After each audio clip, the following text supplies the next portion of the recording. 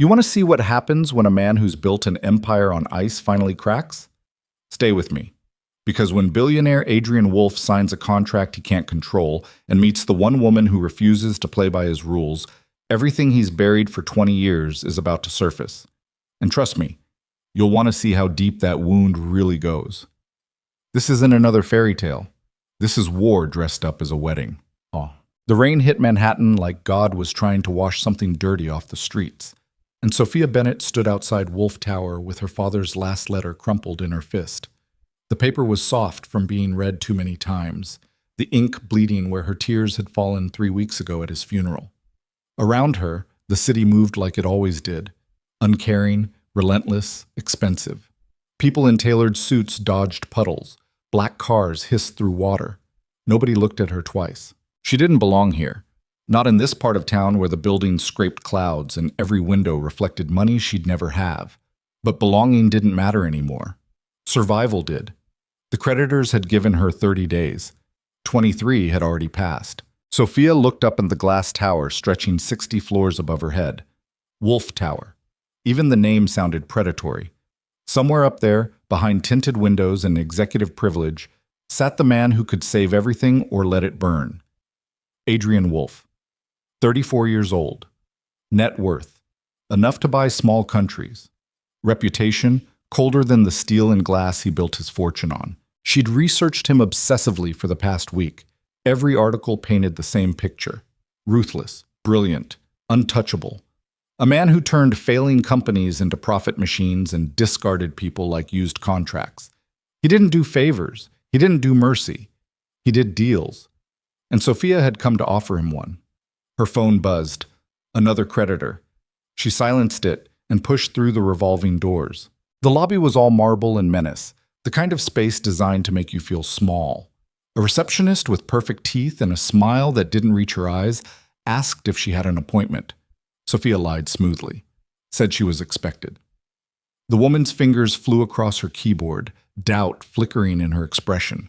But before she could respond, a voice cut through the lobby like a blade. "Miss Bennett." Sophia turned. A man in his 50s, silver-haired and shark-eyed, stood near the elevator bank. His suit probably cost more than her rent. He didn't offer his hand. "I'm Richard Caldwell, Mr. Wolf's executive counsel." His gaze swept over her, cataloging, calculating, dismissing. "This way." The elevator ride to the 58th floor was silent, except for the mechanical hum and Caldwell's measured breathing. He didn't ask why she was there, didn't make small talk, just watched the numbers climb with the expression of a man who'd seen this before. Desperate people. Last chances. Hail Marys that never quite made the end zone. When the doors opened, Sophia stepped into a different world. Floor-to-ceiling windows overlooked the city like a kingdom laid out for inspection. The rain blurred the view, turning Manhattan into an impressionist painting of light and shadow. The office itself was obscenely minimal. Dark wood, leather, steel. No photographs, no personal items, nothing that suggested a human being worked here. And then she saw him. Adrian Wolf stood with his back to her, hands in his pockets, staring out at the storm like he was studying an opponent's weaknesses. He didn't turn when she entered, didn't acknowledge her presence at all, just stood there in his black suit, perfectly still, perfectly controlled. Caldwell cleared his throat. "Ms. Sophia Bennett, as requested." "Leave us." The voice was quiet, measured, but it carried weight that made Caldwell exit without another word, the door clicking shut with a finality that made Sophia's pulse spike. For a long moment, neither of them moved. Then Adrian turned. The photographs hadn't captured it, the sharp angles of his face, the way his gray eyes seemed to see straight through pretense into the machinery underneath. He was handsome the way a weapon was handsome. Clean lines, brutal efficiency, designed for damage. But it was the emptiness behind those eyes that hit her hardest. Like looking into a house where all the lights had been turned off years ago. "You have 5 minutes." He moved to his desk, didn't sit, just rested his hands on the dark wood surface. "Convince me why I should care about a failing textile company in Queens." No greeting, no pretense of civility, straight to business. Sophia had rehearsed this, practiced her pitch until she could say it in her sleep. But standing in front of him now, feeling the weight of that stare, all her prepared words felt hollow. My father built Bennett Textiles from nothing, she said, forcing her voice steady. 30 years of innovation, sustainable practices, ethical supply chains. We supply materials to— I know what you supply. Adrian's tone was bored. I also know you're $4 million in debt. Your largest creditor is about to foreclose. You've missed payroll twice. Half your workforce has already quit. You came here because you're desperate, not because you have something valuable to offer. Each word was a scalpel, precise and cutting. Sophia felt her face flush.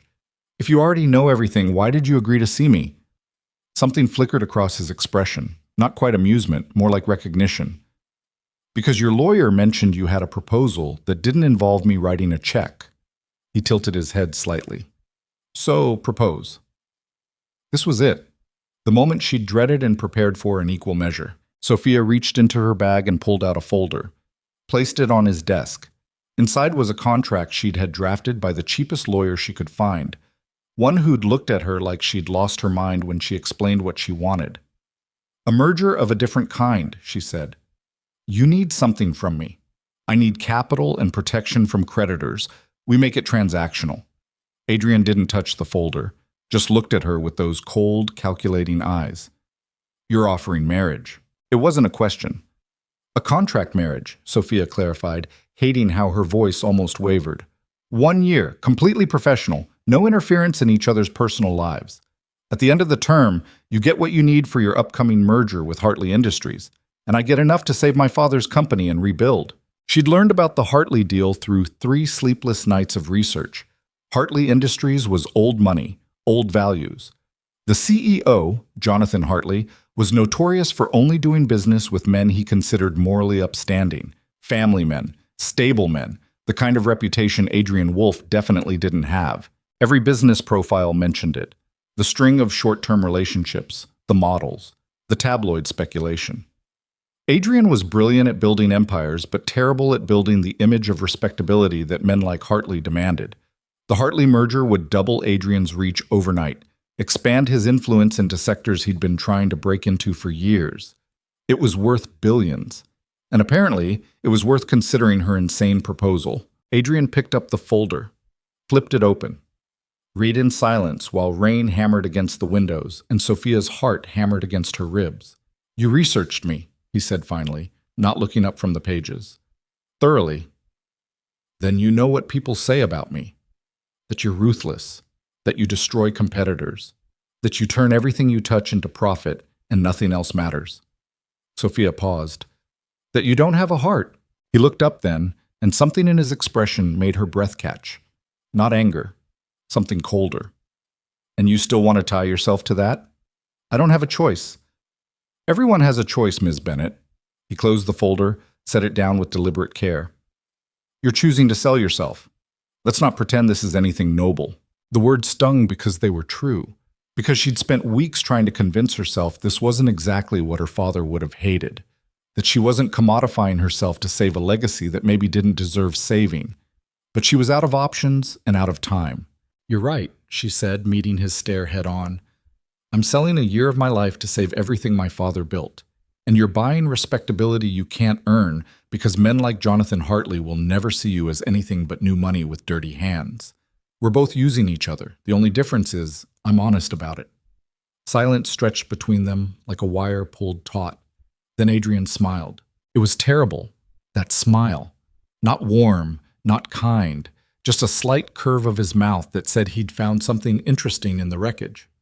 Caldwell! He didn't raise his voice, but somehow the lawyer appeared within seconds, tablet in hand. Draft a revised version of Ms. Bennett's proposal. Standard prenup provisions. Annual review clause. Termination conditions. Have it ready by tomorrow morning. Sophia's knees almost buckled with relief. Caldwell's expression remained neutral, but she saw the slight widening of his eyes. You're actually considering this. I'm considering whether the return justifies the investment. Adrian's gaze never left Sophia. Ms. Bennett needs $4 million immediately and protection from creditors. In exchange, she provides 1 year of marriage, public appearances as needed, and discretion. At termination, she receives an additional $2 million as settlement. $6 million total for a year of your time, Caldwell said slowly.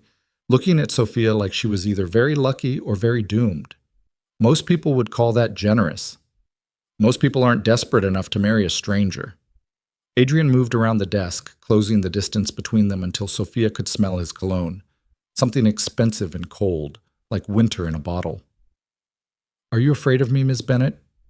She should be. Every instinct screamed it. "Yes," she admitted. "Good." He extended his hand. "Fear keeps people honest. Sign the contract tomorrow, move into the estate by Friday, and we'll make the announcement next week. Hartley wants family stability. We'll give him a love story." His hand was cold when she shook it. The deal was made. Sophia left Wolf Tower in a daze, rain soaking through her coat as she walked aimlessly for blocks. She'd done it. Sold a year of her life to a man with ice in his veins and profit margins where his heart should be.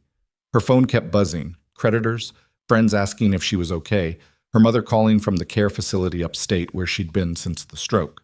She answered none of them. Instead, she ended up in a small bar in the village, the kind of place with sticky floors and honest drinks. Ordered whiskey she couldn't afford and tried to process what she'd just agreed to. The bartender, a woman with silver streaks in her dark hair and knowing eyes, slid the glass across. "Bad day or bad decision?" "Both." "Want to talk about it?" Sophia almost laughed. What would she say? That she'd just agreed to marry one of the most powerful men in New York for money? That she was about to move into a mansion with a stranger who looked at her like she was a line item on a balance sheet? "I made a deal with someone who doesn't believe in anything except winning," Sophia said finally. "And I'm not sure if I just saved my life or ended it." The bartender considered this, wiping down the bar with practiced efficiency. "My grandmother used to say the devil's deals aren't the ones that damn you. It's the ones you make with yourself after that matter." Sophia drank. The whiskey burned. The next morning, she signed the contract in Caldwell's office, while Adrian watched from across the conference table. Expression unreadable. The document was 43 pages of legal protection and clinical precision. Every contingency covered, every emotion excluded. At the bottom of page 43, there was a line for her signature. Sophia picked up the pen. Her hand shook slightly. "Having second thoughts?" Adrian's voice was neutral. "Constantly." She signed anyway. "But I'm out of better options." Adrian signed below her name. Their marriage was now legal, binding, and completely transactional. "Caldwell will handle the logistics," Adrian said, standing. "Moving company will pack your apartment Wednesday. You'll have the east wing at the estate. Stay out of my office and my private quarters. We'll coordinate schedules for public appearances." "That's it?" Sophia stood too, anger finally breaking through her numbness. "No conversation about boundaries? About what this actually means?" "It means what the contract says it means." Adrian buttoned his suit jacket with mechanical precision. "You're not my wife, Ms. Bennett. You're a business arrangement with a pulse. I suggest you remember that." He left before she could respond. The estate was a fortress masquerading as a home. When the car pulled through the iron gates Wednesday evening, Sophia's first thought was that nobody actually lived here. This was where money came to hide from humanity. The mansion sprawled across manicured grounds, all stone and glass and architectural intimidation. Lights glowed in windows that probably cost more than her childhood home. The driver, a quiet man named Marcus who hadn't spoken during the hour-long drive from the city, helped her with her bags. 2 suitcases. That was all she'd brought. Everything else from her small apartment had been put in storage, another life packed away like she was going into witness protection. "Mr. Wolf is in his study," Marcus said, leading her through a foyer that echoed with emptiness. "He asked that you get settled tonight. Mrs. Chen will show you to your quarters." Mrs. Chen turned out to be a woman in her 60s with kind eyes and a Cantonese accent softened by decades in America. She walked Sophia through hallways lined with expensive art that nobody looked at, past rooms that nobody used, upstairs that nobody climbed. "The east wing is yours," Mrs. Chen explained, opening double doors that led to a suite larger than Sophia's entire apartment. "Bedroom, bathroom, sitting room, private balcony. Kitchen sends meals at 7, 1, and 8. If you need different times, just ask." The rooms were beautiful and sterile, like a 5-star hotel designed by someone who'd forgotten what home felt like. "Does anyone else live here?" Sophia asked, setting her suitcases down. Mrs. Chen's expression flickered with something that might have been sadness. Just Mr. Wolf? And now you? What about staff? I come during the day. Marcus drives. A cleaning service comes twice weekly, but no one stays overnight. She paused at the door. Mr. Wolf values his privacy. After she left, Sophia stood in the center of her new bedroom and felt the weight of isolation settle over her like fog. This wasn't a home. It was a mausoleum for the living. She unpacked mechanically, hung her modest clothes in a closet big enough to host a party, put her father's photograph on the nightstand, the only personal item she'd brought. In the picture, he was smiling, arm around her at her college graduation, pride radiating from every line of his face. "I'm sorry, Dad," she whispered to the photograph. "I know this isn't what you wanted for me," but her father was dead, and his company was dying, and Sophia had made the only choice that kept both their legacies from being erased completely. She didn't see Adrian that night, or the next morning, or the day after. The mansion was big enough that two people could live completely separate lives, and apparently that was exactly the plan. Sophia wandered the empty rooms like a ghost haunting her own life, read in the library that smelled of leather and loneliness, ate meals alone in a dining room built for 20. On the fourth day, she finally encountered him. It was late, past midnight. Sophia couldn't sleep in the too-soft bed, so she'd gone downstairs looking for tea. The kitchen was industrial and unused, like a stage set for a life nobody actually lived. She was filling a kettle when she heard footsteps. Adrian appeared in the doorway, shirt untucked, tie loosened, looking more disheveled than she'd thought possible for someone so controlled. He stopped when he saw her, surprise flashing across his face before the mask slammed back into place. "You're awake," he said. "Insomnia." Sophia kept her voice neutral. "You?" "Work." He moved to the refrigerator, pulled out a bottle of water, and drank half of it while leaning against the counter. In the dim kitchen light, he looked different, tired, almost human. They stood in awkward silence while the kettle heated. "The house is," Sophia started. "Empty," Adrian finished. "You can say it. Everyone does." "I was going to say impressive. That's just a polite word for empty." He set the bottle down, studied her with those calculating eyes. "You're uncomfortable here." It wasn't a question. "I've been uncomfortable since I walked into your office," Sophia admitted. "This whole situation is uncomfortable." "Then why haven't you run?" Adrian tilted his head, genuinely curious. "The contract has a buyout clause. You could walk away, declare bankruptcy, start over somewhere else." "And give up on everything my father built? Let his life's work disappear because I wasn't brave enough to do what was necessary?" The kettle whistled. Sophia turned off the heat with more force than needed. "No, I made this choice. I'll live with it." Something shifted in Adrian's expression, a crack in the ice just for a second. "Your father," he said slowly. "You loved him. More than anything. What was that like?" The question was so unexpected, so quietly vulnerable, that Sophia actually looked up from pouring her tea.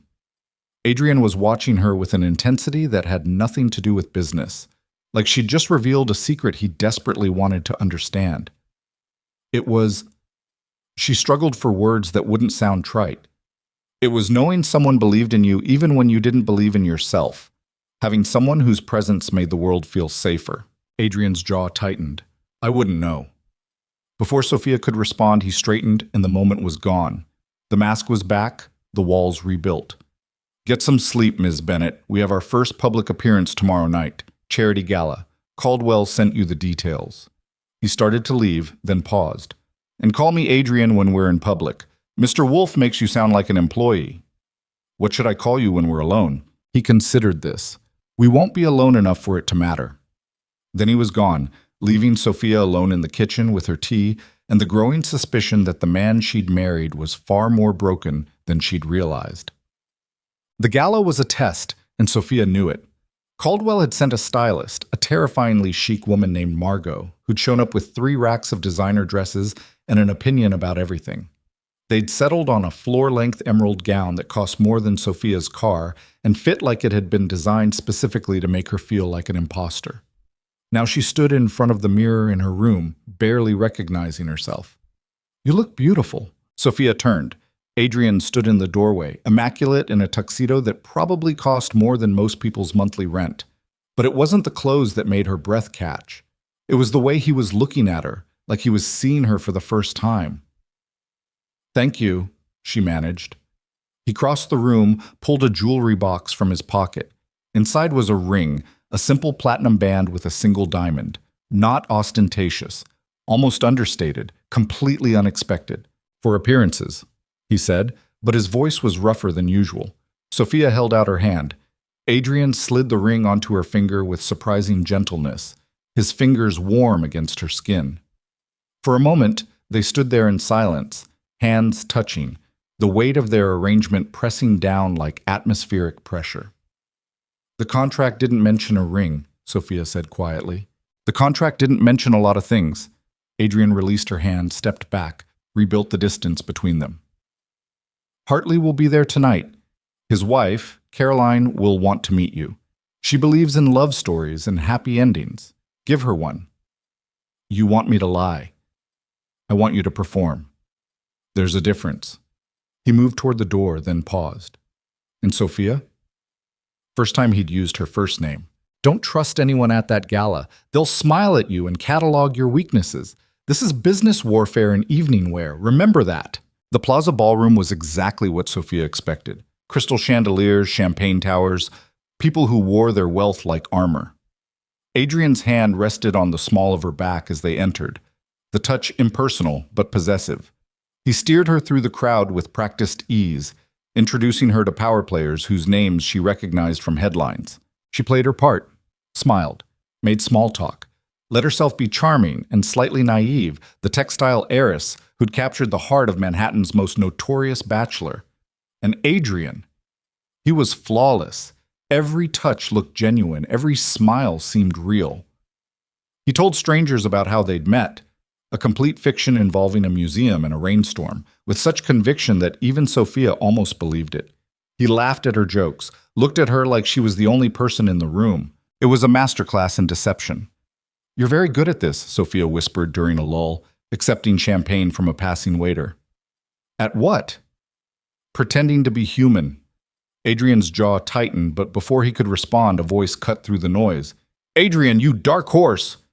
A man in his 60s approached, silver-haired and distinguished, with a woman on his arm who radiated warmth. Jonathan Hartley and his wife Caroline. "Game time. Jonathan?" Adrian shook his hand, then turned to Sophia with a look that would have convinced her they were madly in love if she didn't know better. "This is Sophia, my wife." Wife. The word hit different in public. Caroline Hartley immediately pulled Sophia into a hug, a gesture so genuine it nearly broke through Sophia's composure. "I'm so thrilled to finally meet you," Caroline beamed. "Adrian's been keeping you a secret. Tell me everything. How did you two meet?" Sophia launched into the museum story, adding small details that made it sound real. The way Adrian had noticed her standing in front of a Rothko, how they'd argued about interpretation. The rainstorm that had stranded them both in the lobby, talking for hours. It was a good story. Romantic, believable, completely false. But Caroline ate it up, and Jonathan Hartley watched Adrian with new eyes, seeing not the ruthless businessman, but a man capable of connection. "You're good for him," Caroline said quietly, pulling Sophia aside while the men talked business. "I can see it. Adrian's different when he looks at you." Guilt twisted in Sophia's stomach. "We're still figuring things out." "That's marriage," Caroline squeezed her hand. "My Jonathan was just like Adrian once. All business, no heart. But love changes people. Give it time." Love. The word felt like a stone in Sophia's throat. She excused herself, needing air, needing space from the performance. Found a balcony overlooking Central Park, the city lights reflecting off the lake like fallen stars. "Running?" Adrian had followed her. He stood in the doorway, silhouetted against the ballroom light, unreadable. "Breathing," Sophia said. "Your friend Caroline thinks we're in love." "Good. That's the point. Does it ever bother you?" She turned to face him. "The lying? No." He moved onto the balcony, hands in his pockets, staring out at the park.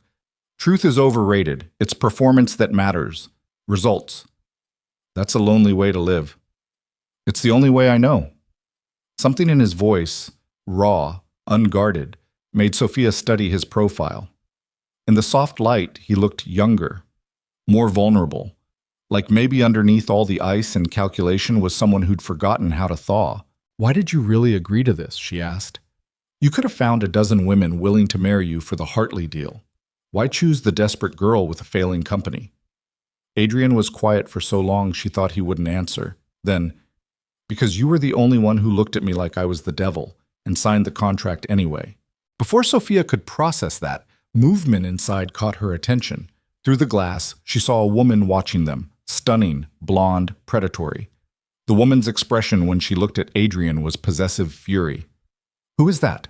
Sophia asked. Adrian followed her gaze, and something cold settled over his features.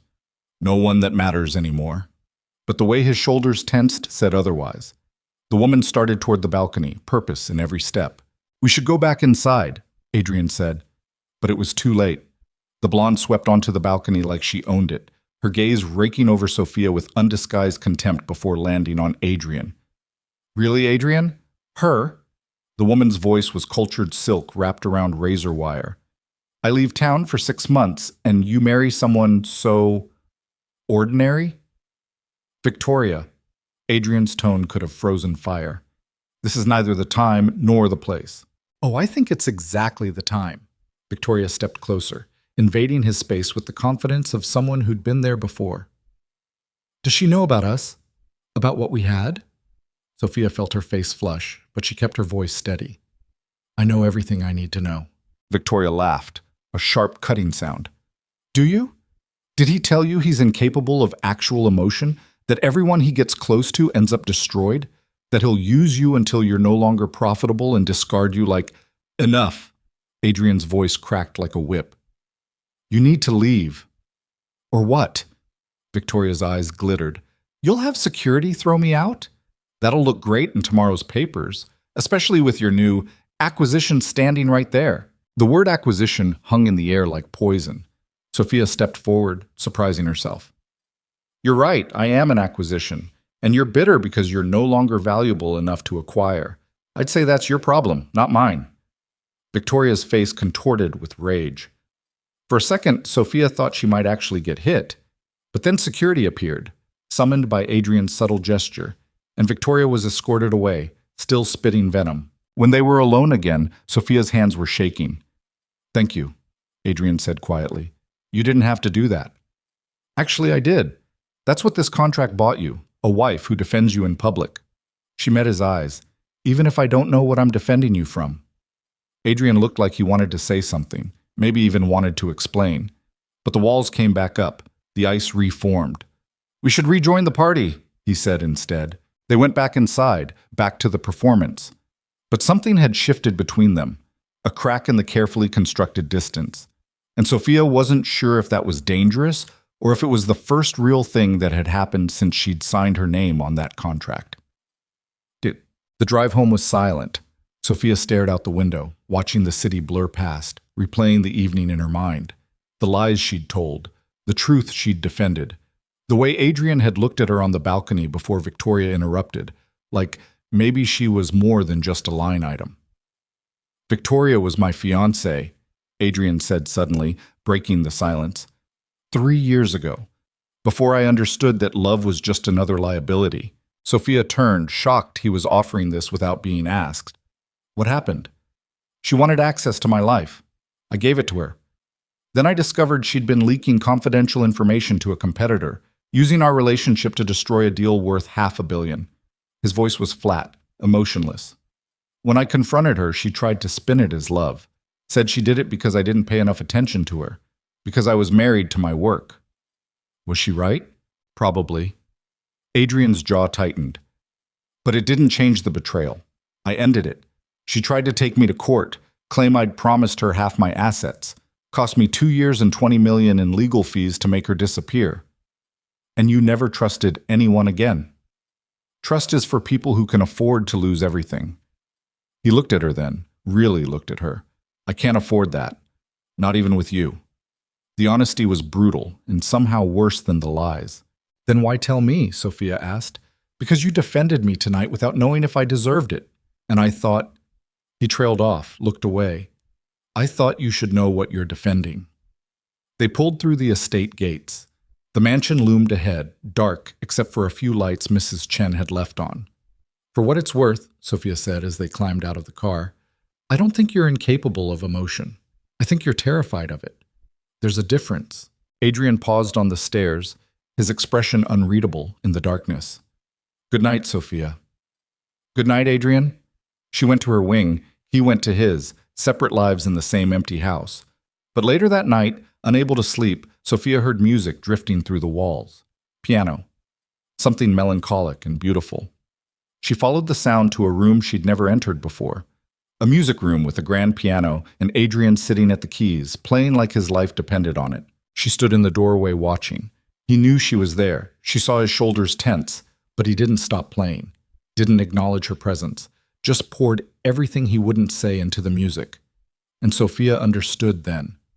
This was how he bled, how he felt, how he stayed human in a life designed to erase humanity. When the song ended, silence filled the space like water. My mother taught me, Adrian said without turning around, before she died. It's the only good thing she gave me. It's beautiful. It's the only honest thing I do. Sophia took a step into the room, then another, until she stood beside the piano, close enough to see his hand still resting on the keys. You should play more often, she said. I should do a lot of things. He finally looked up at her, and the loneliness in his eyes was so profound it physically hurt to witness. But I don't, because being good at something doesn't mean it's safe. Nothing worth having is safe, Adrian. He stood abruptly, the moment shattering. You should go to bed. We have another appearance this weekend. It was dismissal, but gentler than before. Sophia left him there in the music room, surrounded by echoes of the life he'd locked away. As she climbed the stairs to her wing, she realized something terrifying. She was starting to care about the man behind the contract, and that was never part of the deal. The first week bled into the second, and the mansion started changing in ways Adrian couldn't quantify on a spreadsheet. Small things at first. Sophia left books on the library table, dog-eared paperbacks about textile innovation and historical fashion that she'd read during the endless afternoons when he was locked in his office. She brought fresh flowers from the garden Mrs. Chen maintained, filling vases in the main rooms with color the house hadn't seen in years. The smell of coffee drifted through the hallways at odd hours, because she couldn't sleep either, and had claimed the kitchen as her territory after midnight. Adrian noticed all of it and said nothing. He'd built his life on control, on keeping every variable locked down and predictable. But Sophia was becoming a variable he couldn't contain, and worse, he wasn't sure he wanted to anymore. That terrified him more than any hostile takeover ever had. 3 weeks into the arrangement, he found her in his music room at 2 a.m, curled up in the leather chair by the window, reading by lamplight. She'd fallen asleep with the book open on her chest, her dark hair spilling over the armrest, looking more at peace than he'd ever seen her. Adrian stood in the doorway longer than he should have, watching her breathe. This room was his, the one space in the entire estate that was supposed to be off limits, where he came to remember he was still capable of feeling something besides the cold calculation that ran his empire. And here she was, invading it without permission, making it warmer just by existing in it. He should wake her, send her back to her wing, reinforce the boundaries that kept this arrangement safe and transactional. Instead, he found a blanket and draped it over her shoulders. Sophia stirred, eyes fluttering open. For a moment she looked confused, then recognition settled in, followed by embarrassment. I'm sorry, she said, sitting up too quickly. The book tumbled to the floor. I heard you playing earlier and wanted to see where the music came from. I didn't mean to fall asleep. It's fine. It's your private space. I shouldn't have... Sophia. He picked up her book, handed it back. Their fingers brushed. It's fine. She studied him in the low light, searching for the catch, the hidden anger. When she didn't find it, something in her expression softened. Do you ever sleep? She asked. Not often. Me neither, not since my father died. She pulled the blanket tighter around her shoulders. The silence keeps me awake. This house is so quiet, it feels like holding your breath underwater. Adrian knew exactly what she meant. He'd lived in that suffocating silence for years, had built the quiet around himself like armor, But hearing her name, it, giving voice to the thing he'd trained himself not to notice, made the armor feel suddenly thin. "Play something," Sophia said. "It's late." "So? Who's going to complain? The ghosts?" She gestured to the piano. "Please, I want to hear what you sound like when you're not trying to scare people at business dinners." Against every instinct that told him to maintain distance, Adrian sat down at the keys. He played Chopin, Nocturne in E-flat major, something his mother had loved back when she was still alive and he was still young enough to believe people didn't leave. Sophia listened without speaking, and Adrian felt exposed in a way that had nothing to do with nudity and everything to do with truth. Music didn't lie, couldn't be manipulated or spun. It just was, raw and honest and completely undefended. When the last note faded, Sophia's eyes were wet. "Your mother had good taste," she said quietly. She had terrible taste in men and a talent for self-destruction. But yes, in music, she was flawless. Adrian's hands rested on the keys, not ready to move away yet. "She died when I was 12. Overdose. My father called it an accident, but we both knew better. He'd never told anyone that. Not Victoria, not the therapist his father had forced him to see, not even Caldwell, who knew almost everything else. But sitting here in the dark with Sophia wrapped in a blanket, looking at him like he was a person instead of a profit margin, the truth just came out. "I'm sorry," Sophia said, and meant it in a way that hit different than the usual platitudes. "Don't be. It taught me the most valuable lesson I ever learned." "What's that?" "That loving people is the fastest way to lose everything." Sophia flinched like he'd slapped her. Adrian stood, rebuilding the walls faster than they'd come down. "You should get some sleep. We have the foundation dinner Thursday. Caldwell sent you the briefing documents." "Adrian, good night, Sophia." He left her there in his music room, surrounded by the ghost of his honesty, and went back to his office where everything made sense and nothing hurt. But he could still feel her presence in that chair. Could still see the way she'd looked at him when he played. Like maybe the monster had a heartbeat after all. Dangerous. This was getting dangerous. Thursday came with rain and obligation. The foundation dinner was one of those events Adrian normally endured rather than enjoyed. Rich people pretending to care about causes while networking and jockeying for social position. But tonight mattered because Jonathan Hartley would be there with half the board of directors, and Adrian needed them all convinced that his marriage was real and his life was stable. Sophia emerged from her wing wearing a black dress that managed to be elegant and understated at the same time, her hair pulled back in a way that showed the graceful line of her neck. She looked nervous. "You'll be fine," Adrian said, adjusting his cufflinks in the hallway mirror. "Easy for you to say. You do this every week." "And I hate it every time." He turned to face her. "But I'm very good at pretending otherwise. Just follow my lead." In the car, Sophia was quiet, staring out at the rain-slicked streets. Adrian watched her reflection in the window, cataloging the small tells that gave away her anxiety. The way she twisted her wedding ring, the tight set of her shoulders, the slight crease between her eyebrows. "What are you afraid of?" he asked. She glanced at him, surprised. "That I'll say the wrong thing. That someone will see through this and realize we're lying. That I'll ruin whatever you're trying to build with Hartley. You won't. You don't know that. I do." He shifted closer, dropping his voice. "You're stronger than you think, Sophia. You walked into my office 3 weeks ago ready to sell a year of your life to save your father's legacy. That takes more courage than most people at these dinners will ever have. Don't let them make you feel small." Something flickered in her expression. Gratitude mixed with confusion, like she couldn't quite reconcile this version of him with the cold architect of their contract. "Who are you when you're not Adrian Wolfe, billionaire bastard?" she asked quietly.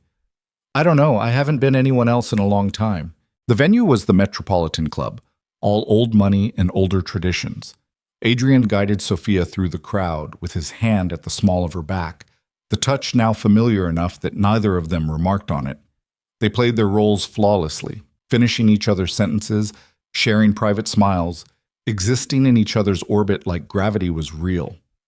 Jonathan Hartley found them during cocktail hour, Caroline on his arm, both beaming. "Adrian, Sophia, you both look radiant." Caroline pulled Sophia into another of her warm hugs. "How's married life treating you?" "Like a dream," Sophia said, and the lie sounded so genuine, Adrian almost believed it himself. Jonathan and I were just saying how wonderful it is to see Adrian so settled. Caroline's eyes sparkled with matchmaking satisfaction.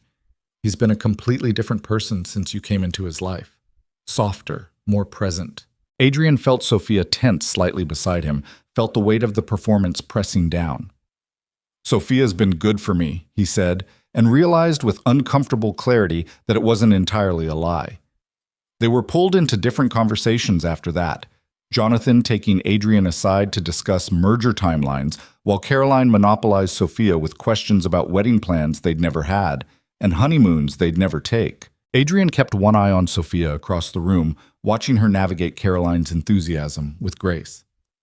She laughed at something Caroline said, genuine and unguarded, and Adrian felt something shift in his chest, something that had no place in a business arrangement.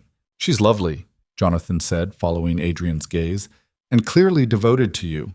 I'll be honest, Adrian, I had reservations about moving forward with this merger. Your reputation for being, let's call it transactional, made me question whether our company cultures could align." Adrian dragged his attention back to Hartley, forcing himself to focus. "But seeing you with her, seeing how you've changed, it tells me you're capable of building something lasting, something beyond just profit margins." Jonathan extended his hand. "I'm ready to move forward. My lawyers will contact Caldwell on Monday." Adrian shook his hand, victory secured. This was what he'd wanted, what the whole arrangement had been designed to achieve. So why did it feel hollow? Before he could analyze that dangerous thought, a commotion near the entrance pulled everyone's attention. A man in his 50s, red-faced and drunk, was arguing with security. Adrian recognized him instantly and felt ice flood his veins. Marcus Bennett, Sophia's uncle. "I want to see my niece," Marcus's voice carried across the room, slurred and belligerent. "Sophia, tell them who I am." Every eye in the room turned. Sophia had gone white, frozen in place beside Caroline. Adrian moved before he could think, crossing the distance in long strides. He reached Sophia just as Marcus broke away from security, stumbling toward her. "There you are!" Marcus grabbed her arm and Adrian saw Sophia flinch. "My brother's girl, all dressed up and playing princess. Did you tell your new husband how you stole my inheritance? How you forged documents to keep me from my share of the company?" "That's not true," Sophia said, voice shaking. "You sold your shares 10 years ago. You have nothing. I have rights, family rights." Marcus swayed, his grip on Sophia's arm tightening. "Your father promised me." Adrian's hand clamped down on Marcus's wrist, pressure calculated to cause maximum pain without visible damage. "Let her go." His voice was quiet enough that only the immediate circle heard it, but the threat was unmistakable. Marcus released Sophia, turning his drunk fury on Adrian. "Who the hell do you think you are?" "I'm the man who's about to have you arrested for assault if you ever touch my wife again." Adrian didn't raise his voice. Didn't need to. "Security will escort you out. If you attempt to contact Sophia or make public statements about her or her father's company, my legal team will bury you so deep you'll never see daylight. Are we clear?" Marcus opened his mouth, closed it, seemed to finally register the danger he was in. Security moved in, dragging him toward the exit while he muttered threats no one took seriously. The room was silent. Every important person in New York society had just witnessed the scene. Then Caroline Hartley started clapping. "Well done," she said warmly, breaking the tension. "Family can be so complicated. How terrible that Sophia has to deal with that kind of toxicity." Others murmured agreement, the narrative shifting instantly from scandal to sympathy. Jonathan nodded approvingly at Adrian, clearly impressed by his handling of the situation. But Adrian only cared about Sophia. She stood rigid, arms wrapped around herself, face carefully blank. He recognized that look, the shutdown that came from having your trauma exposed in public. "We're leaving," Adrian told Caldwell, who'd materialized beside them. "Make our apologies." He guided Sophia toward the exit, hand on her back, moving through the crowd that parted like water. She didn't speak, didn't protest, just let him lead her to the car and into the back seat where the privacy partition gave them isolation. The moment the door closed, she shattered. Not crying, worse, just folding into herself, shaking with the effort of holding everything in. "I'm sorry," she whispered. "I'm so sorry. I didn't know he was in the city. I should have warned you he might..." "Stop." Adrian pulled her against his chest before he could overthink it, one arm around her shoulders, the other hand in her hair. She resisted for half a second, then collapsed into him, fists gripping his jacket. "He's a drunk and a liar," Adrian said quietly, "and everyone in that room knew it. You have nothing to apologize for." "He ruined everything." "He didn't. Hartley's lawyers are calling Caldwell on Monday. The deal is done." He felt her trembling against him, felt the warmth of her breath through his shirt. "Sophia, look at me." She pulled back just enough to meet his eyes, her own wet with unshed tears. "Your uncle is poison," Adrian said, "but he has no power over you unless you give it to him. Your father built that company from nothing, and you're going to save it. Not because of this arrangement, because you're strong enough to do it yourself." "You defended me," she said, like she couldn't quite believe it. "Of course I did. You're my—" He caught himself, the word wife catching in his throat in a way that felt too real. "You're under my protection. Anyone who touches you answers to me." Something in Sophia's expression shifted. She reached up, fingers brushing his jaw in a gesture so tender it felt dangerous. "Who are you?" she asked for the second time that week. Adrian didn't have an answer, didn't know anymore where the performance ended and the truth began. So instead of answering, he did the only thing that made sense in the moment. He kissed her. It wasn't planned, wasn't strategic, just a collision of need and proximity, and something that had been building since she'd fallen asleep in his music room. Sophia made a small sound of surprise, then kissed him back with a desperation that matched his own. Her hands fisted in his hair, his arm tightened around her waist. And for a few seconds, the entire world narrowed to the taste of her lips and the feel of her body against his. Then reality crashed back. Adrian pulled away, breathing hard, trying to rebuild walls that had just been completely demolished. "That was," Sophia started. "A mistake," Adrian finished, voice rougher than he intended. "It won't happen again." Pain flashed across her face before she could hide it. "Right. Of course. The contract. The contract exists for a reason. To protect you from feeling anything real." She slid away from him, creating distance. God forbid Adrian Wolfe actually connect with another human being. "You don't know what you're talking about." "Don't I?" Her eyes flashed with anger now, replacing the vulnerability. "You play piano at 2 a.m. because it's the only time you let yourself be honest. You live in a mansion full of empty rooms because you're terrified of filling them. You kissed me just now, and it scared you so badly you're already trying to take it back." "Stop. Why? Because the truth makes you uncomfortable? Because I'm getting too close to the part of you that's still human?" She laughed, sharp and bitter. "You hired me to make you look respectable, Adrian, but you can't fake your way into actually being a person." The words hit like bullets, precision aimed at every wound he'd spent years covering. Adrian's voice went cold, the CEO voice that had destroyed competitors and ended careers. "You're right. I hired you. You're an employee with a very specific job description. Don't confuse a moment of weakness with anything deeper." Sophia flinched like he'd struck her. The car pulled through the estate gates. Marcus barely waited for it to stop before Sophia was out, running toward the house without looking back. Adrian sat in the dark car, alone, tasting her on his lips and hating himself for wanting more. She avoided him after that. Sophia stayed in her wing, took her meals in her room, and made herself scarce whenever Adrian was home. The house returned to its previous silence, but now it felt accusatory instead of peaceful. Adrian threw himself into work, spending 18-hour days at the office, closing deals with the focused brutality that had built his empire. The Hartley merger moved forward on schedule. His stock prices climbed. Everything was going exactly according to plan, and he was miserable. Mrs. Chen noticed first. "She's not eating," the housekeeper said one morning, setting coffee on Adrian's desk with more force than necessary. "Pushes food around her plate and sends it back barely touched." "That's not my concern." "Isn't it?" Mrs. Chen gave him the look that only a woman who'd known him since he was 25 could give. "You brought her into this house. You're responsible for her well-being. I'm responsible for fulfilling the terms of a contract. Her emotional state is her own business."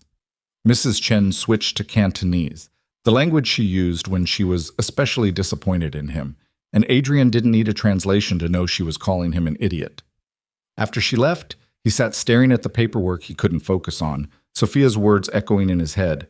"You can't fake your way into actually being a person." Was that what he'd been doing?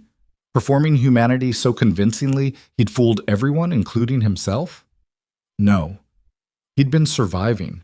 Using the tools he'd learned from watching his father, emotion was weakness, attachment was liability, and the only thing that lasted was power.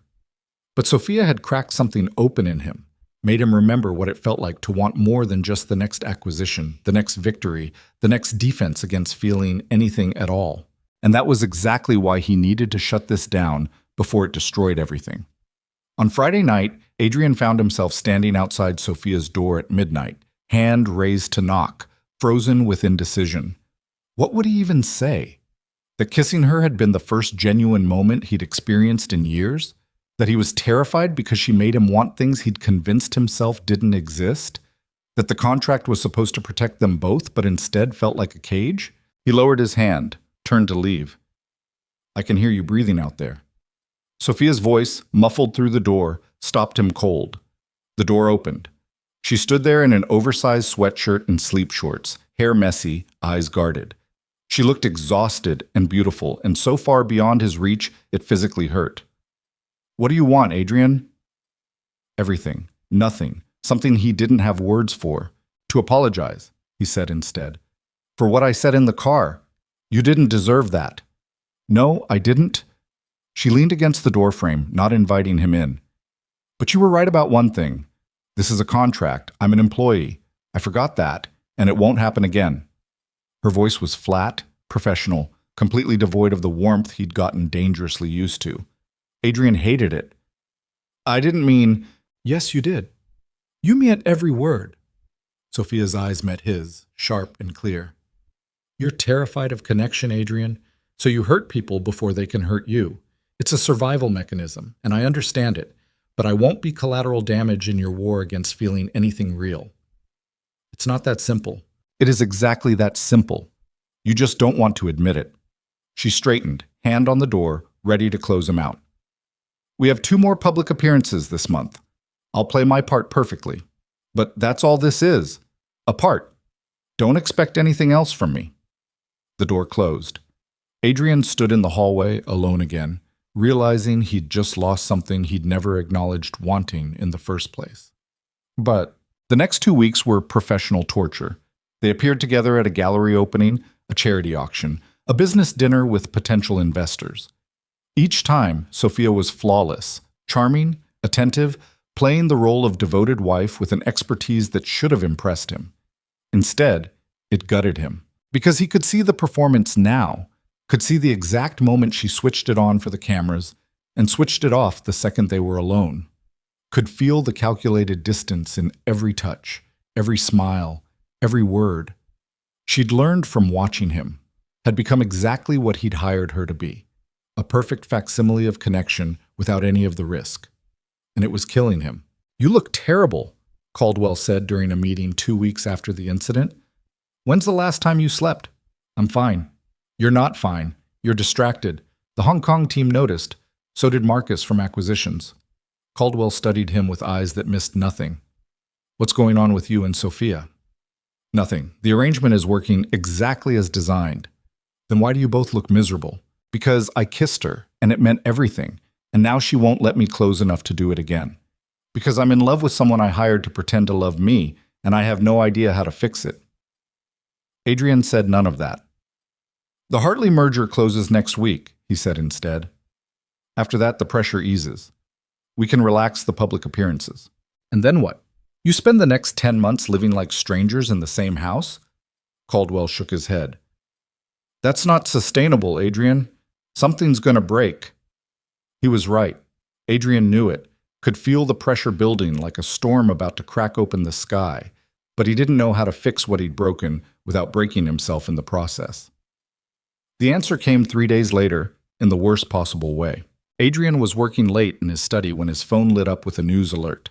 The headline made his blood freeze. Wolf's contract wife. Inside the billionaire's marriage of convenience. Below it, photos of Sophia entering Wolf Tower 3 months ago. Surveillance footage he recognized from his own building. And worse, excerpts from the contract itself, redacted but unmistakable. Someone had leaked it. Adrian's mind went into crisis mode, calculating angles, tracing sources, building a response strategy. But underneath the calculation was pure rage. Someone had violated his privacy, exposed Sophia, turned their arrangement into entertainment. He called Caldwell, got his security team mobilized, started damage control protocols that would cost millions but might contain the story. Then he went to find Sophia. She was in the library, curled up in the window seat with a book she wasn't reading, staring out at the dark gardens. When she saw him in the doorway, she didn't move. "You've seen it," Adrian said. Not a question. Caroline Hartley called. She was crying. Sophia's voice was hollow. She said she felt betrayed, that she'd believed in us, that Jonathan is reconsidering the merger. Fuck. Adrian crossed the room, sat down across from her even though she didn't make space for him. "We'll fix this. I have the best crisis management team in the city. By tomorrow morning, we'll have a counter-narrative that—" "Stop." Sophia finally looked at him, and the exhaustion in her eyes was devastating. "Just stop, Adrian. It's over. The story's out. My uncle probably sold it to the highest bidder, and everyone we've been lying to for 3 months now knows the truth. We can still salvage. I don't want to salvage it." She closed the book, set it aside with careful precision. "I want to be done. With the lying, with the performance, with pretending I'm something I'm not." Fear spiked through Adrian's chest, cold and sharp. "The contract has 8 months left. You walk away now, you get nothing." "I know." Sophia stood, wrapped her arms around herself. "But I can't do this anymore. I can't keep playing your wife while you look at me like I'm a problem you need to solve. I can't keep wanting something from you that you're incapable of giving. What do you want from me?" The question came out harder than he intended. "I want you to be real." Her voice cracked. "I want you to stop hiding behind contracts and calculations and act like a human being who feels things." "I don't know how to do that." The admission tore out of him, raw and honest and completely undefended. Sophia stared at him, eyes wide. "My mother died because she felt too much," Adrian continued, the words spilling out faster than he could stop them. "My father taught me that emotion was weakness. Victoria used my feelings to destroy me.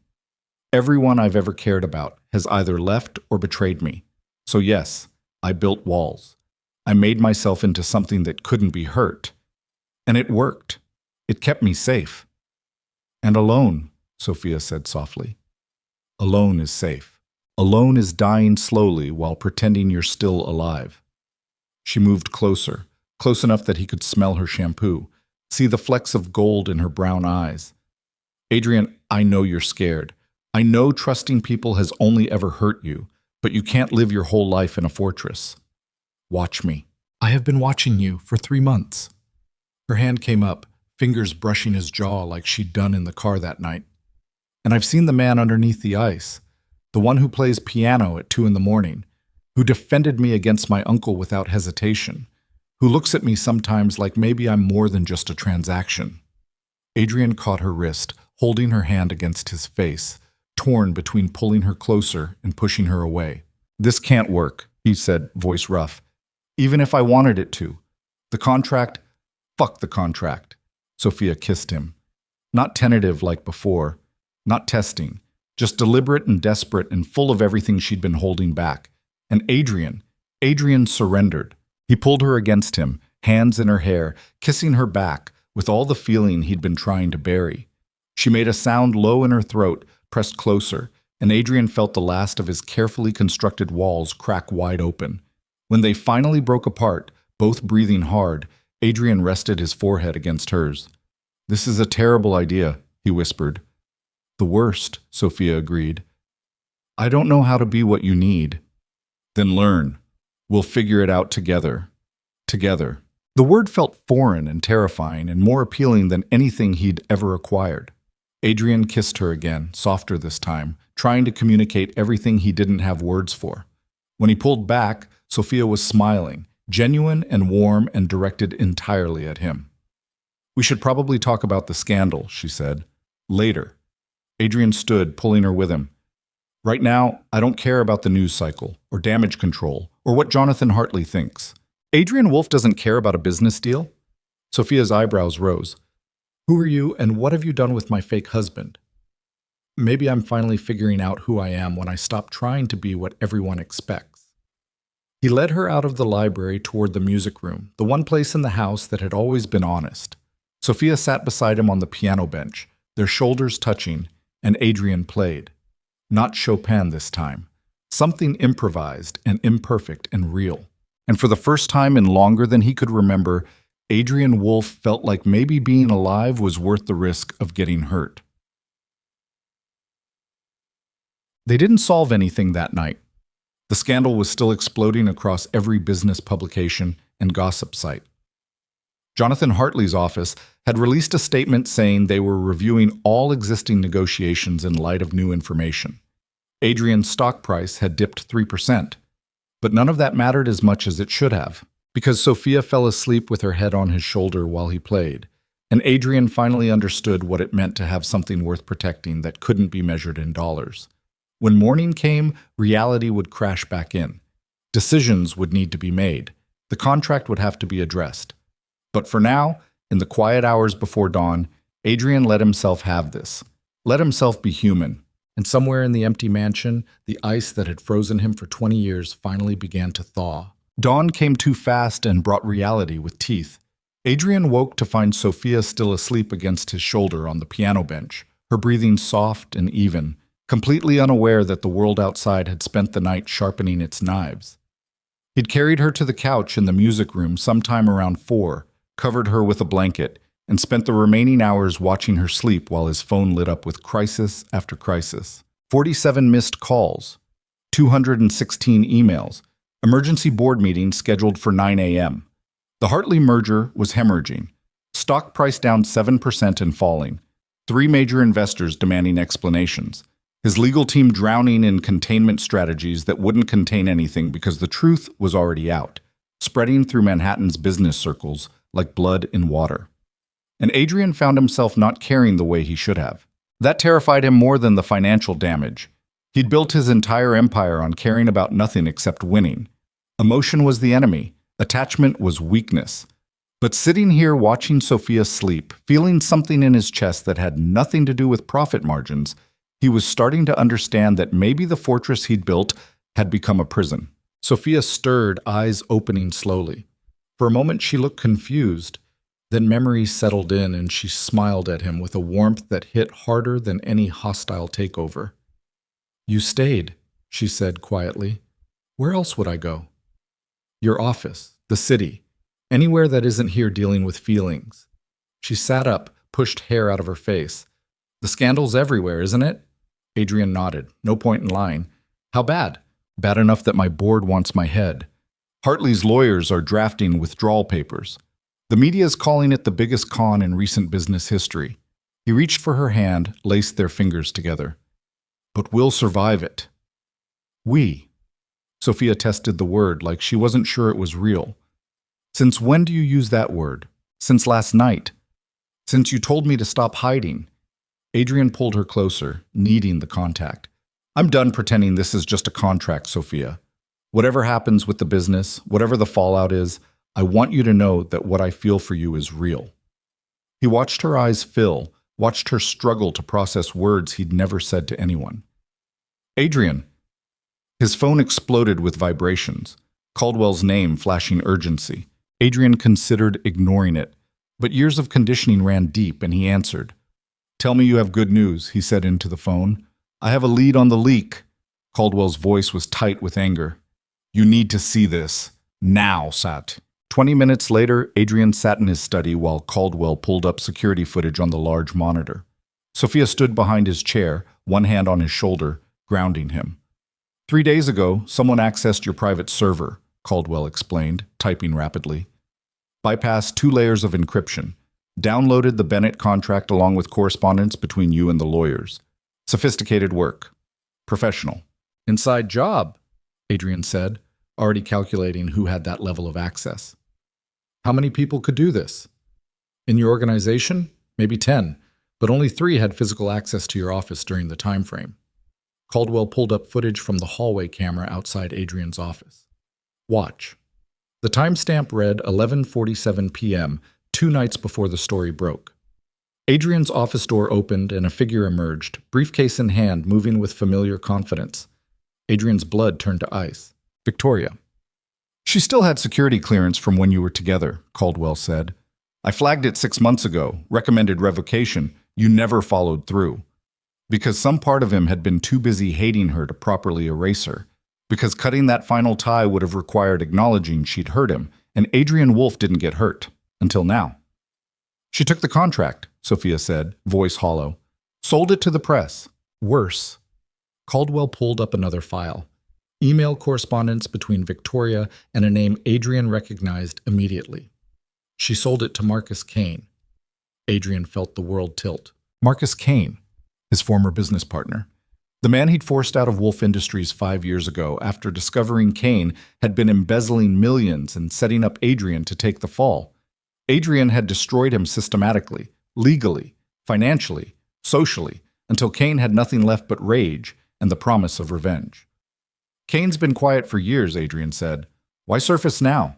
Because Victoria gave him the ammunition he needed. Caldwell's expression was grim. The contract proves you're willing to commit fraud for business gain. They're spinning this as evidence you've been running similar schemes for years. Kane's lawyers filed a motion this morning to reopen his embezzlement case, claiming you fabricated evidence. That's insane. We had ironclad proof, which doesn't matter if they can cast doubt on your character. One fraudulent marriage contract is all they need to build reasonable doubt. Caldwell paused. There's more. Kane's been buying up your stock through shell companies. He now controls 11%. Combined with the 3 board members he's apparently turned, he's pushing for a vote of no confidence. The pieces fell into place with brutal clarity. This wasn't just revenge. It was a calculated, hostile takeover disguised as moral outrage. Victoria and Kane had weaponized Adrian's one moment of vulnerability, his marriage to Sophia, and turned it into a knife aimed at everything he'd built. How long do we have? Adrian asked, voice cold and clinical despite the fury burning underneath. Board meets in 40 minutes. Kane's going to demand your resignation. If he gets majority vote, you're out. Out. Of his own company. The empire he'd built from nothing. Adrian stood, mind already running scenarios, building counterattacks, calculating angles. This was what he did. This was where emotion died and strategy took over. Call the lawyers. I want every piece of dirt we have on Kane ready to deploy. Victoria, too. We go scorched earth. No. Sophia's voice cut through his tactical planning like a blade. He turned. She stood by the window, arms wrapped around herself, expression devastated. This is my fault, she said. I brought this into your life. The contract was my idea. If I hadn't been desperate enough to propose it, stop. Adrian crossed to her, gripped her shoulders. This isn't on you. Kane's been waiting for an opening for 5 years. Victoria's been nursing her grudge since I ended things. They would have found another way. But they found this way. They're using our arrangement to destroy you. Tears spilled down her face. And I can't. Adrian, I can't be the reason you lose everything. You're not. I am. She pulled away from him, grief and guilt warring in her expression. Don't you see? Everything about this was wrong from the beginning. We tried to turn marriage into a transaction, and now we're both paying the price. So what are you saying? Fear crept into Adrian's voice despite his best efforts. Sophia took a shaky breath. I'm saying maybe the only way to save your company is to end this, publicly. Let me take the blame. Say I manipulated you, forged your signature, whatever story makes you look like the victim instead of the architect. Absolutely not. Adrian, be realistic. I am being realistic. His voice cracked with emotion he'd spent a lifetime suppressing. You think I give a damn about the company if it means throwing you to the wolves? You think I've spent 20 years building an empire just to protect it by destroying the one person who made me remember why I'm still human? Sophia stared at him, tears streaming freely now. I love you, Adrian said, the words feeling impossible and inevitable at the same time. I don't know when it happened. Maybe that first night when you looked at me like I was the devil and signed anyway. Maybe when you fell asleep in my music room. Maybe the moment you defended me at that gala. But it's real, Sophia. And I won't sacrifice you to save a company that means nothing if you're not in my life. The silence stretched between them, weighted with everything they'd been avoiding. Then Sophia kissed him, desperate and fierce, and tasting like salt from her tears. I love you too, she whispered against his mouth, which is why I can't let you destroy yourself for me. Before Adrian could respond, his phone rang. The board secretary, time was up. The boardroom felt like a courtroom designed for execution. 12 board members sat around the table, faces ranging from concerned to openly hostile. Marcus Kane sat at the far end, perfectly composed in an expensive suit, looking like a man who'd already won. Victoria wasn't there. She'd done her damage and disappeared, leaving Kane to finish the kill. Adrian took his seat at the head of the table, Caldwell on his right, every instinct screaming at him to go for the throat. "Gentlemen," Kane began, voice smooth as poison, "we're here because credible evidence has emerged suggesting our CEO engaged in contract fraud to secure a business merger.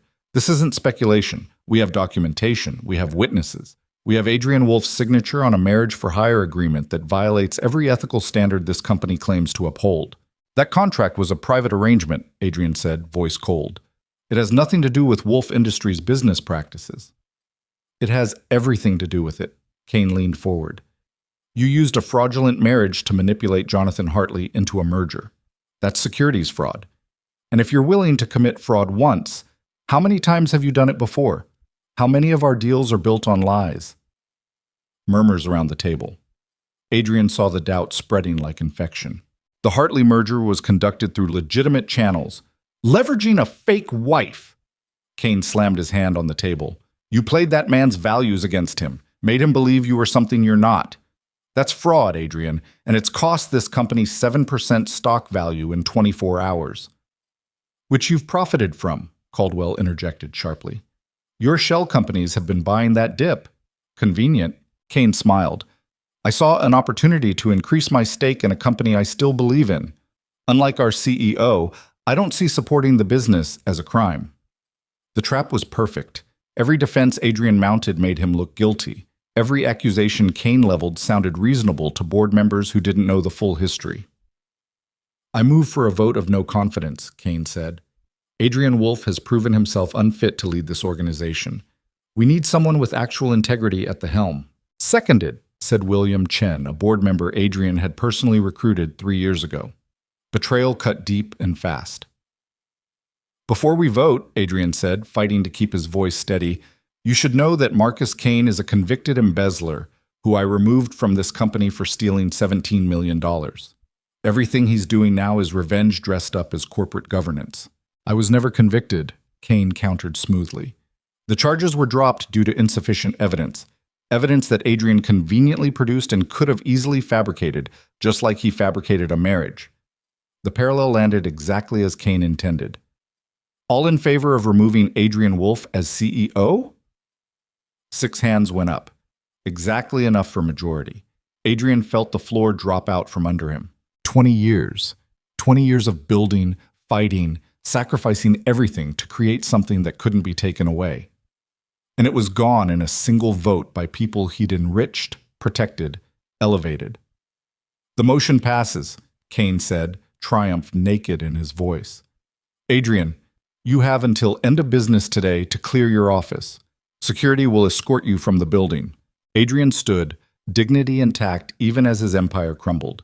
He looked each board member in the eye, cataloging every face, every betrayal, filing it away for future reckoning. Then he walked out with his head high and his world in ruins. Sophia was waiting in his office when he returned. She took one look at his face and knew. "They voted you out," she said quietly. Adrian nodded, moving to the window that overlooked the city he'd conquered. From up here, Manhattan looked small and manageable. From up here, he'd always felt invincible. That view was a lie. "I'm sorry," Sophia whispered. "God, Adrian, I'm so sorry." "Don't be." He turned to face her, and something in his expression must have frightened her because she took a step back. "This isn't over. Kane thinks he's won, but he's forgotten who taught him how to fight dirty in the first place." "What are you going to do?" "Whatever it takes to destroy him." The words came out flat, emotionless. The cold calculation he'd perfected over decades sliding back into place like armor. "I'm going to dismantle him piece by piece, discredit Victoria, ruin everyone who voted against me. And when I'm done, I'm going to take my company back and salt the earth so thoroughly that no one ever tries this again." Sophia's face went pale. "That's not Adrian. That's not who you are anymore." "Yes, it is. It's exactly who I am." He moved toward her, saw her flinch. "You wanted me to be human, Sophia. to feel things.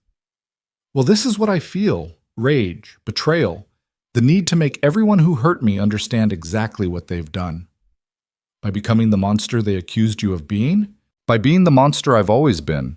I just forgot for a few weeks because you made me believe I could be something else. Adrian's voice cracked despite his best efforts. But that was the fantasy, wasn't it? The real Adrian Wolf doesn't get the happy ending. He gets war. So that's it? Sophia's eyes filled with tears. You're just going to burn everything down? Destroy people? Prove Kane and Victoria right about who you are? What choice do I have? You have the choice to walk away, to let them have the company, to build something new that isn't covered in blood and revenge. Adrian laughed, sharp and bitter. You think I can just walk away from 20 years of my life? I think you can walk toward something better, toward us, toward a future that isn't defined by the empire you lost. There is no us without the empire. The words exploded out of him, raw and desperate. Don't you understand? Without Wolf Industries, I'm nothing. Just another rich kid who couldn't hold on to his inheritance. You think you'll still love me when I'm nobody? Sophia looked at him like he'd struck her. Is that what you think? Her voice shook. That I love you because of what you own? That the man I fell for was the CEO instead of the person who plays piano at 2 a.m? I don't know what I think anymore. Adrian turned away, unable to look at her. Everything I believed was solid just vanished. My company, my reputation, the control I spent my entire life building. It's all gone. No, you gave it away. Sophia's voice hardened. You're so afraid of being vulnerable that you'd rather burn the world down than admit you need something besides power. That's not fair. It's completely fair. I'm standing here telling you that we can survive this together, and you're choosing revenge over us. You're choosing to prove them right about you being a monster instead of proving to yourself that you're more than what you own. Adrian spun to face her, fury and grief warring in his chest. What do you want from me, Sophia? You want me to just forgive Kane for stealing my life's work? To let Victoria walk away after she betrayed us both? To smile while the board that I built votes me out like I'm nothing? I want you to choose me. Tears streamed down her face. I want you to choose love over revenge. Choose building something real over destroying everyone who hurt you. Choose being the man I know you can be instead of the monster you're afraid you are. The words hung between them like a chasm, and Adrian stood on the edge, staring into the void, torn between the only two versions of himself he'd ever known: the ruthless businessman who won at any cost, and the broken man who'd just discovered what it felt like to love someone. I don't know how to do that, he said finally, voice barely a whisper. Then learn. We'll figure it out together. Together. That word again, the promise of something he'd never had. Adrian looked at Sophia, really looked at her. Saw the love and hope and desperate faith that he could be more than his worst instincts. Saw the future she was offering him, messy and uncertain, but real in a way nothing else in his life had ever been. And then his phone rang. Kane's number. Adrian answered on speaker. Adrian? Kane's voice dripped with false sympathy. I wanted to reach out personally. No hard feelings, I hope. Business is business. What do you want, Marcus? To offer you a deal. I know you're planning retaliation. I know you have files on me, on Victoria, on half the board. You're probably building a legal strategy right now to take us all down. Sounds accurate. Here's the thing. I don't care. Go ahead and try. Leak whatever you want, because I have something you don't. Kane paused for effect. I have your company, and I'm about to make a very public announcement that Wolf Industries is rebranding, restructuring, and cutting all ties to the toxic legacy of its former CEO. Your name will be erased from everything you built. Adrian's hand tightened on the phone until his knuckles went white. But, Kane continued, I'm willing to let you keep a small piece of it. 5% equity. Advisory role, no decision-making power. You get to walk away with some dignity and enough money to start over somewhere else. All you have to do is sign a non-compete and an NDA. Agree never to speak publicly about the circumstances of your departure. You want me to disappear. I want you to accept reality. You lost, Adrian. This is me being generous. Take the deal, or I'll make sure you never work in this industry again. Sophia was watching him, expression unreadable. This was the moment, the choice that would define everything that came after. Adrian could go to war. could use every weapon in his considerable arsenal to destroy Kane, Victoria, and everyone who'd betrayed him, could fight until the city was ashes and his reputation was rebuilt on the graves of his enemies. Or he could walk away.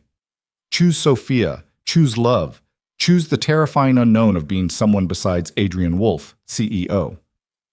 I need time to think, Adrian said. You have until 5 p.m. After that, the offer's off the table, and I start dismantling your legacy. Kane hung up. Silence filled the office. Adrian set his phone down carefully, like it might explode. What are you going to do? Sophia asked quietly. He looked at her, at the woman who'd walked into his life to save her father's company and ended up offering him salvation instead. I don't know, Adrian admitted. For the first time in my life, I genuinely don't know. Okay. The rest of the day blurred into crisis management, lawyers cycling through his office with strategies and counter-strategies. Caldwell presenting evidence they could use to destroy Kane in court. Adrian's financial team calculating what he'd lose if he walked away versus what it would cost to fight. The math was brutal either way. Through it all, Sophia stayed. Brought him coffee he didn't drink, answered calls from reporters with firm no comments. Sat in the corner reading while lawyers argued about the best approach, her presence the only steady thing in the chaos. At 4:30, Caldwell dismissed everyone else and closed the door. You need to make a decision, he said. Kane's deadline is in 30 minutes. I know. Do you? Caldwell's expression was uncharacteristically gentle. Because from where I'm sitting, you're trying to logic your way through an emotional crisis, and that's never been your strong suit. Adrian almost smiled. When did you become a therapist?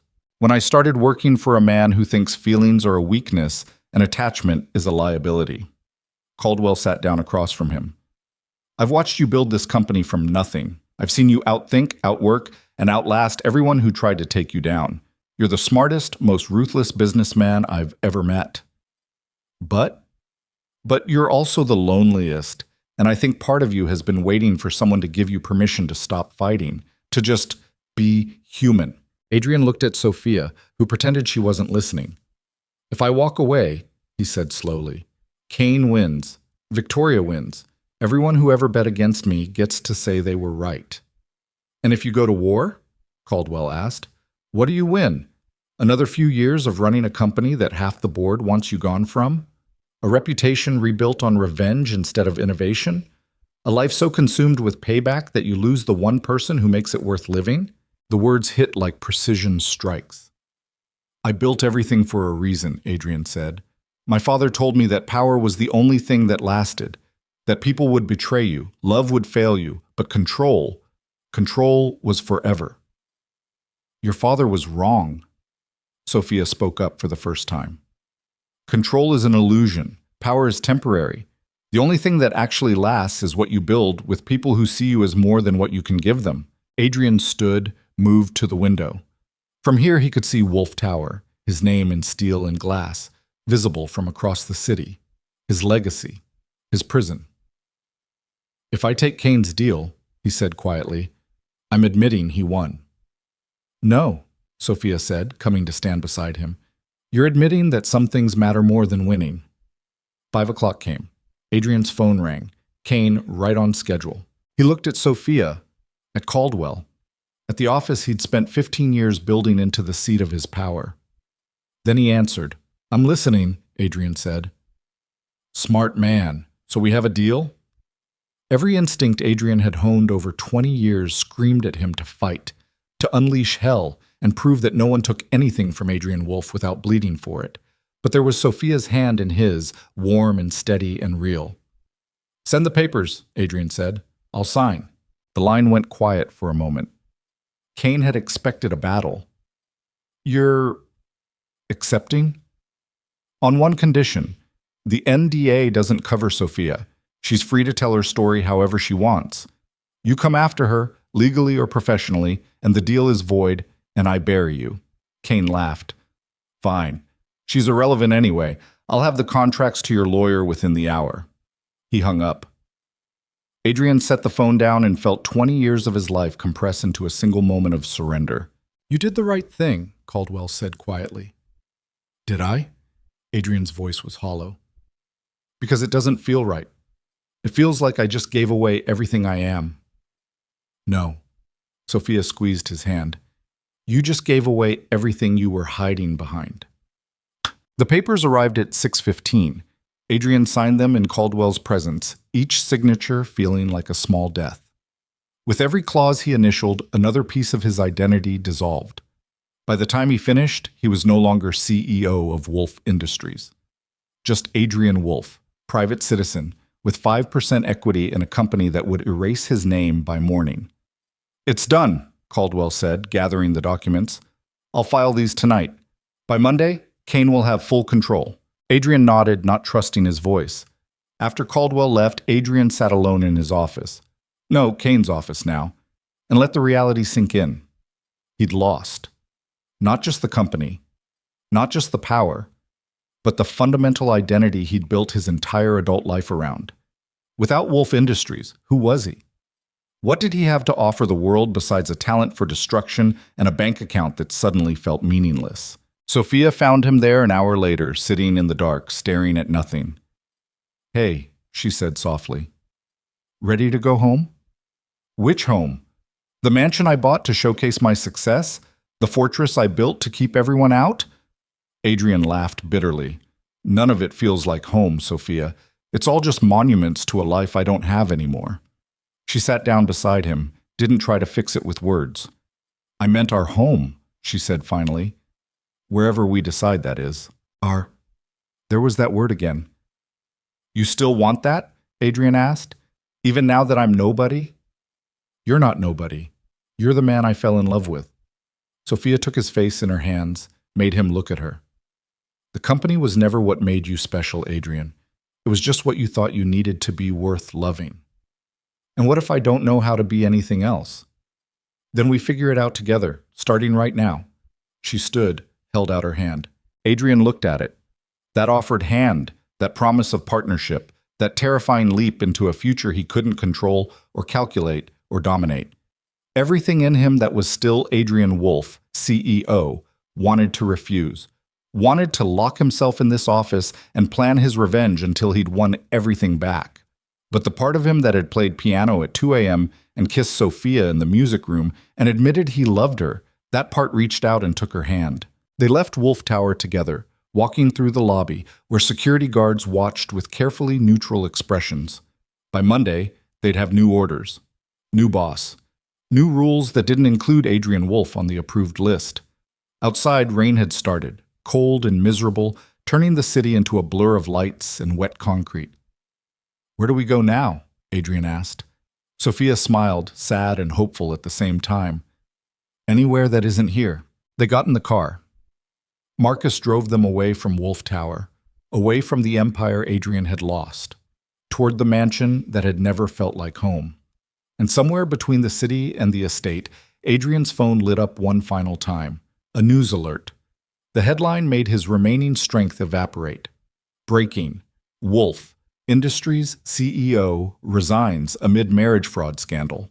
Company rebrands under new leadership. Below it, a photo of Kane at a press conference, looking somber and responsible, spinning Adrian's departure as necessary for the company's ethical reconstruction. The comments section was already filling with people who'd never met Adrian but had opinions about his character, his choices, his marriage. Strangers reducing his entire life to a clickbait scandal and moral outrage.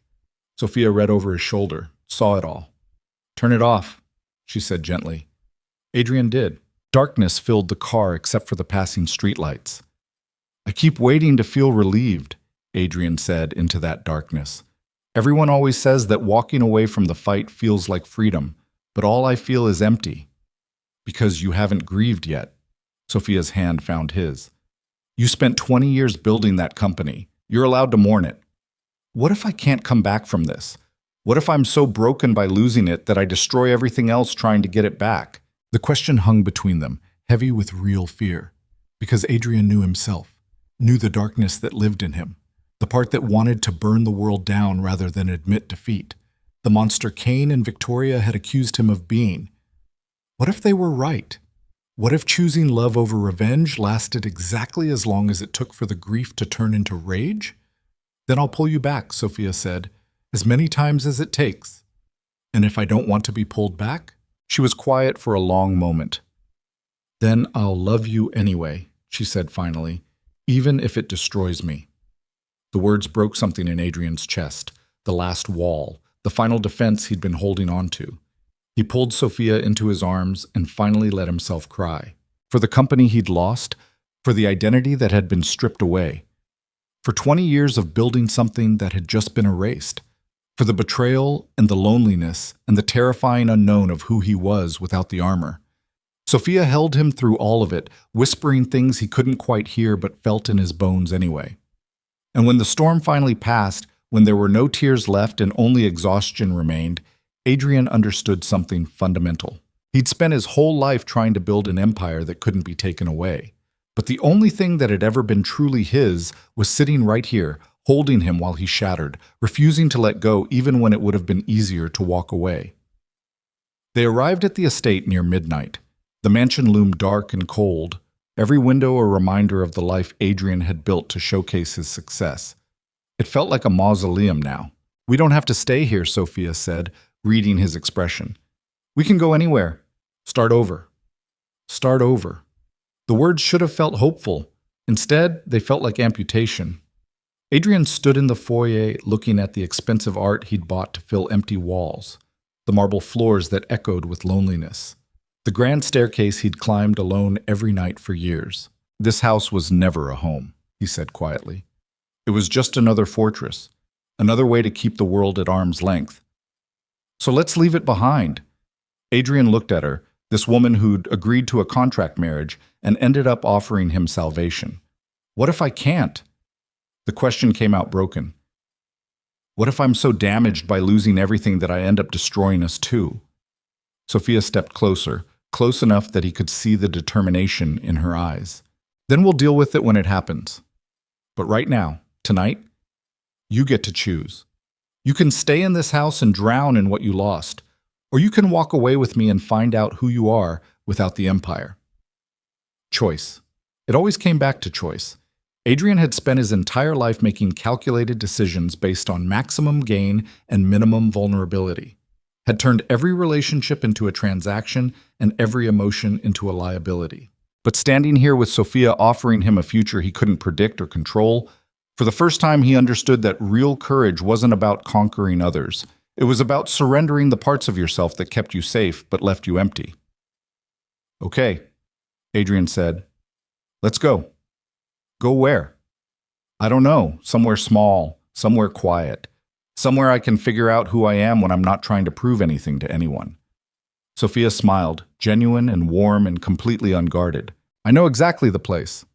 They packed 2 bags, left the mansion with its expensive emptiness behind, got in the car with no destination except away. And as Marcus drove them through the dark toward whatever came next, Adrian felt something shift in his chest. Not relief, not peace, but maybe the first fragile seed of hope that losing everything might actually save him. The rain had stopped by the time they crossed the city limits. Dawn was still hours away, but the sky had that quality of deep night, the darkest moment right before things started getting lighter. Adrian looked at Sophia sleeping against his shoulder, trusted him enough to be vulnerable even after everything. And he made himself a promise. Whatever happened next, whatever darkness he had to fight through, whatever demons came for him in the wreckage of his empire, he wouldn't let the monster win. He would choose love, choose growth, choose becoming someone worthy of the second chance Sophia was offering, even if it killed him, especially if it killed the parts of him that needed to die. But they didn't know it yet, but the worst was still coming, because Marcus Kane wasn't done destroying Adrian Wolfe, and Victoria had one final betrayal waiting in the wings. But that would be tomorrow's war. Tonight, Adrian let himself believe that surrendering might actually be the bravest thing he'd ever done. The small coastal town was called Westbrook, and Adrian had never heard of it before Sophia directed Marcus to drive them there through the pre-dawn darkness. 200 miles from Manhattan. Population less than 5,000. The kind of place where people knew their neighbors, and the biggest news was whose boat won the summer regatta. It was the opposite of everything Adrian had built his life around. Small, quiet, anonymous. It felt like exile. They arrived as the sun was breaking over the Atlantic, turning the water into liquid gold. Sophia had rented a cottage, sight unseen, something she'd found online during the drive while Adrian stared out the window and tried to recognize the person he'd become. The cottage was small and weathered, perched on a cliff overlooking the ocean, white paint peeling from salt air. A porch with 2 rocking chairs that had seen better decades. Inside, hardwood floors that creaked and furniture that looked like it came from estate sales. It was the exact opposite of the mansion they'd left behind. Adrian stood in the living room, bag still in his hand, feeling like he'd been dropped into someone else's life. "I know it's not what you're used to," Sophia said quietly, watching him from the doorway. "It's perfect," Adrian said, and meant it in a way that surprised him. Because this place wasn't trying to be anything except what it was. No pretense, no performance, just honest simplicity. Maybe that was what he needed. A place where he could stop performing and figure out who he was underneath all the armor. They spent the first week in a strange kind of limbo. Adrian would wake before dawn, unable to sleep without the pressure of meetings and deals and the constant war of business. He'd sit on the porch watching the ocean and feeling the silence press against him like physical weight. Sophia gave him space. Let him process. Didn't try to fix what was broken with words that wouldn't help anyway. But at night, when the loneliness got too heavy, she'd find him and pull him close and remind him that he wasn't alone in the wreckage. On the 8th day, reality found them. Adrian was making coffee, an activity he'd never done himself before, always had staff for that, when his phone rang. Caldwell's name. "Tell me," Adrian said, already knowing it would be bad. "Kane filed a lawsuit." Caldwell's voice was tight with anger. "He's claiming you breached fiduciary duty during your tenure, alleges you misappropriated company funds for personal use, including the payment to Sophia. He's demanding you return the 5% equity and pay damages." Adrian felt the coffee cup crack in his grip. He set it down carefully before his hand could finish destroying it. "That's insane. I have documentation for every transaction, which he's alleging you fabricated. Same playbook he used with the marriage contract. He's creating enough doubt that even if you win in court, your reputation is permanently destroyed." Caldwell paused. "There's more. Victoria's been giving interviews. She's claiming you were emotionally abusive during your relationship, that you manipulated her the same way you manipulated Sophia." The room tilted slightly. "And people believe her? People believe what confirms their existing narrative. You're the villain now, Adrian. The ruthless billionaire who finally got what he deserved. Victoria's the victim who escaped. Sophia's the innocent girl you exploited. It doesn't matter that none of it's true. The story's too good." Adrian closed his eyes, felt the familiar rage building in his chest. The instinct to fight back, to destroy everyone who was destroying him, to prove that Adrian Wolfe didn't lose without taking everyone down with him. "What are my options?" he asked, voice cold and clinical. "Legally, we can fight the lawsuit. It'll take years and cost millions, but we'd probably win eventually. Publicity-wise?" Caldwell sighed. "You're radioactive, Adrian. No legitimate firm will touch you. You try to start another company. Investors will run. You try to rebuild your reputation. The media will crucify you." "So I'm finished. In New York? Yes, but..." Caldwell hesitated. "There are other markets, other countries. You're brilliant at what you do. You could rebuild somewhere else. Hong Kong, Dubai, London. Places where the scandal is just American gossip and your track record speaks for itself. Rebuild. Start over. Prove he could rise from the ashes and become Adrian Wolfe, empire builder, one more time. It was exactly what the old version of him would have done. Pack up, move to a market where his name still carried weight, and spend the next decade grinding until he'd reclaimed everything Kane had taken. "I'll think about it," Adrian said. After hanging up, he stood in the kitchen of the tiny cottage and felt the weight of choice pressing down like atmospheric pressure. He could run. Could take Sophia and disappear into a new city, a new market, a new version of the same empire building that had defined his entire adult life. Or he could stay here, in this quiet town where nobody knew his name or cared about his failures, where he could finally figure out who Adrian Wolfe was when he wasn't trying to conquer anything. The first option felt safe, familiar, a return to the identity he understood. The second felt like jumping off a cliff with no certainty of landing. Sophia found him an hour later, still standing in the same spot. Caldwell called, Adrian said, not looking at her. Kane's suing me. Victoria's destroying my reputation. I'm officially unemployable in my own industry. He waited for her to offer comfort, to tell him it would be okay, to do what people always did when faced with someone else's destruction, minimize it with platitudes. Instead, Sophia poured herself coffee and leaned against the counter. Good, she said. Adrian's head snapped up. What? Good. Maybe this is exactly what you needed. She met his stare without flinching. You spent 20 years building an empire to prove you were worth something. Now you get to find out if you actually are. The words hit like a physical blow. That's cruel. It's true. And you know it. Sophia set down her mug. Caldwell offered you an escape, didn't he? Some other city where you can rebuild and pretend the last month never happened. He offered me a future. He offered you the same past with different geography. You'd spend the next 20 years becoming the same person in a different market. And yeah, maybe you'd succeed, maybe you'd build another empire, but you'd still be empty. You don't know that. I do. Because I watched you sit in that mansion surrounded by everything you'd built, and you were the loneliest person I'd ever met. Sophia moved closer, voice softening. Adrian, you don't need another empire. You need to figure out who you are without one. And what if there's nothing there? The question came out raw, exposed.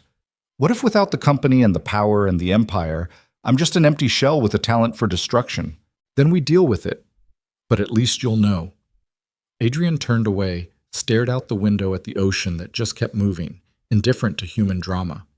Everything in him that had been forged by his father's teachings and sharpened by years of corporate warfare was screaming at him to take Caldwell's offer, to run to Hong Kong or Dubai and rebuild, to prove that Adrian Wolfe couldn't be destroyed by someone like Marcus Kane.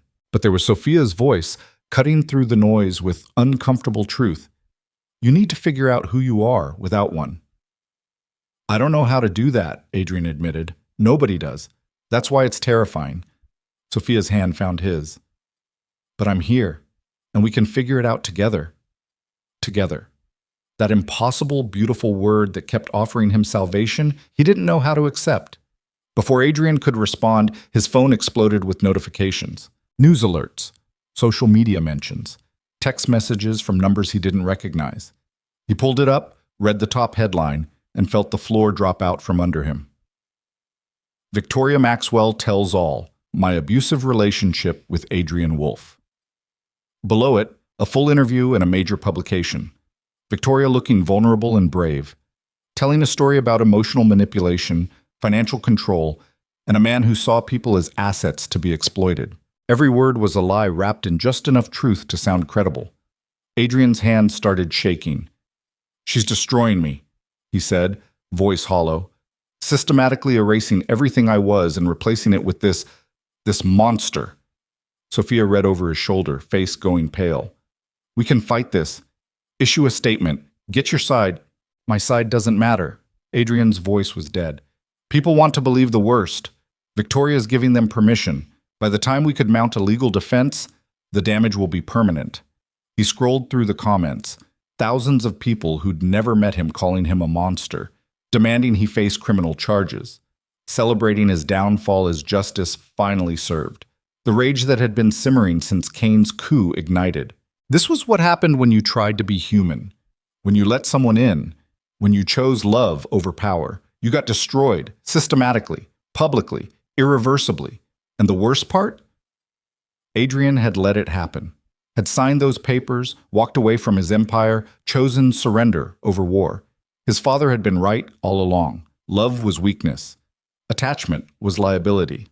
The only thing that protected you was power. Adrian stood up, decision crystallizing with brutal clarity. I need to go to New York, he said. Adrian, I'm not running to Hong Kong. I'm going back to destroy Kane and Victoria the way they're destroying me. His voice was cold, controlled, the CEO mask sliding back into place. I have files on both of them, evidence of Kane's embezzlement, Victoria's affairs, things that would ruin them both. I've been holding back because I thought being the bigger person mattered. It does matter. No, it doesn't. Adrian's control cracked. Being the bigger person got me exiled from my own company. Choosing love over revenge got me turned into a public villain. Trying to be human got me crucified. Sophia grabbed his arm. So you're going to prove them right? Become the monster they're accusing you of being? I'm going to remind them why they should have been afraid of me in the first place. The words came out dark and certain, and Adrian saw Sophia flinch. If you do this, she said quietly, if you go back there and burn everything down, you won't come back from it. The Adrian who plays piano and lets himself be vulnerable will be gone. You'll be exactly what your father made you. Maybe that's who I've always been. Maybe these last few weeks were the fantasy. They weren't. Tears filled Sophia's eyes. You're just scared and hurting and looking for something you can control. But Adrian, this path only leads to more emptiness. At least emptiness is familiar. He pulled away from her, started toward the bedroom to pack. Sophia didn't follow. Just stood in the kitchen watching him walk away from everything they'd been building. And Adrian told himself it didn't matter, that love wasn't worth the destruction it caused, that the only thing that protected you in this world was fear. He almost believed it. What? Adrian was halfway through packing when Caldwell called again. Don't do whatever you're thinking about doing, Caldwell said without preamble. You don't know what I'm thinking. Yes, I do. You're thinking about coming back to New York and deploying every piece of ammunition you have on Kane and Victoria. You're thinking revenge will make you feel less powerless. And you're calling to tell me it won't work? I'm calling to tell you it'll work exactly as planned. You'll destroy them both. Kane will lose the company. Victoria's reputation will be shredded. You'll prove you're still dangerous. Caldwell paused. And you'll be completely alone, because Sophia won't survive watching you become that person. Adrian sat down on the bed, bag half packed, phone pressed to his ear. What am I supposed to do, Richard? Just let them win? I'm supposed to tell you to fight smart, to use legal channels, to rebuild slowly and prove them wrong through success rather than destruction. Caldwell's voice softened. But honestly, I don't know. I've watched you navigate impossible situations for 15 years. This might be the first one that doesn't have a strategic solution. Everything has a solution. Not everything. Sometimes you just have to choose which version of yourself you want to be and live with the consequences. After hanging up, Adrian finished packing. Mechanical, methodical, not letting himself think about Sophia in the other room or the future he was about to incinerate. When he emerged with his bag, she was sitting at the kitchen table staring at nothing. I'm going to New York, Adrian said. I'll be back in a few days. No, you won't. Sophia didn't look at him. Once you start down this path, you won't stop until everyone who hurt you is destroyed. I know you well enough to see that. Then why aren't you trying to stop me? Because I can't. You have to choose this. Choose us. Choose becoming someone better than your worst instincts. She finally met his eyes, and the grief there nearly broke his resolve. But I'm not going to beg. If you walk out that door to go burn down their lives, I won't be here when you come back. The ultimatum hung between them like a blade. That's not fair, Adrian said. It's completely fair. I fell in love with the man who chose to walk away from his empire, who played piano and let himself be vulnerable and admitted he didn't know how to be human but wanted to learn. Tears streamed down her face. But that man wouldn't do this. That man would find another way. There is no other way. There's always another way. You're just too angry to see it. Adrian stood there, torn between the woman offering him salvation and the rage demanding satisfaction. Every logical part of his brain said Sophia was right, that revenge would hollow him out and leave him with nothing but the ashes of relationships he'd burned. But the wounded, furious part, the part that had spent 20 years building walls to prevent exactly this kind of betrayal, wanted blood. I have to do this, Adrian said finally. I can't just let them destroy me without fighting back. Then you're choosing revenge over us. I'm choosing to survive. No. You're choosing to prove your father right, that power matters more than people, that winning is the only thing that counts. Sophia stood, wrapped her arms around herself. And maybe that's who you really are. Maybe I was wrong to think you could be anything else. The words cut deeper than any of Victoria's lies. Adrian picked up his bag, moved toward the door, each step feeling like walking through concrete. At the threshold, he paused, turned back. Sophia stood framed by the kitchen window, morning light making her glow like something ethereal and impossible. She looked heartbroken and beautiful, and so far beyond his reach it physically hurt. "I love you," Adrian said, the words feeling inadequate and essential at the same time. "I know," Sophia's voice broke. "But love isn't enough if you won't fight for the person you could be instead of the monster you're afraid you are."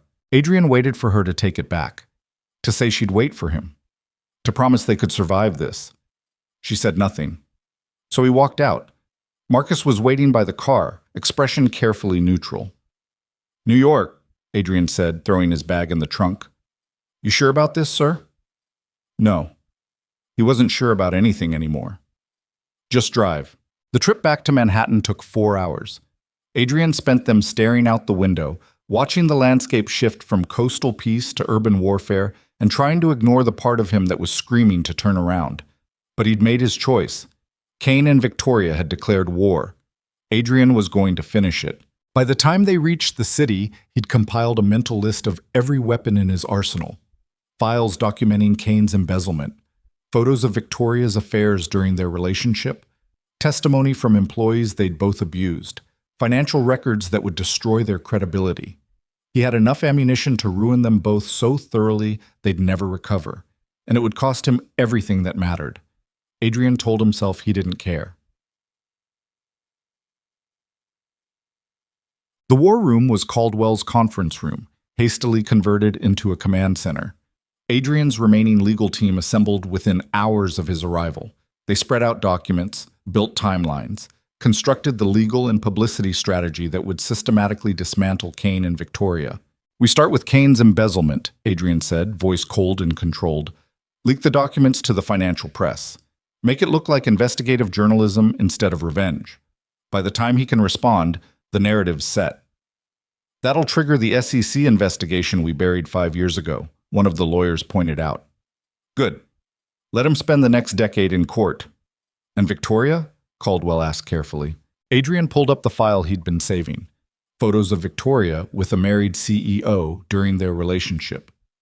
Text messages discussing how she was using Adrian for access. Recorded conversations where she'd laughed about manipulating him. It was ugly and damaging and would destroy her credibility completely. "Release it all. Anonymously. Let the blogs and tabloids do our work for us." The lawyers exchanged glances. This was scorched earth strategy, the kind that left no survivors. "Adrian," Caldwell said quietly, "once we do this, there's no walking it back. You'll be just as dirty as them." "I don't care." "Yes, you do. That's why you're hesitating." Adrian looked up sharply. "I'm not hesitating." "Then why haven't you told us to pull the trigger?" Caldwell leaned forward. "It's been 3 hours of planning and you haven't given the final order. That's not like you." Because somewhere in the back of Adrian's mind, he could hear Sophia's voice. "You're choosing to prove your father right." "I want 1 more day," Adrian said. "Make sure everything's airtight. Then we execute." The team dispersed. Caldwell stayed. "She asked you not to do this, didn't she?" the lawyer said. Adrian didn't answer. "And you came anyway, because proving you're still dangerous matters more than proving you're capable of change. It's not about proving anything. It's about survival." "No, it's about fear." Caldwell stood, moved to the window overlooking the city. "I've worked for you for 15 years, Adrian.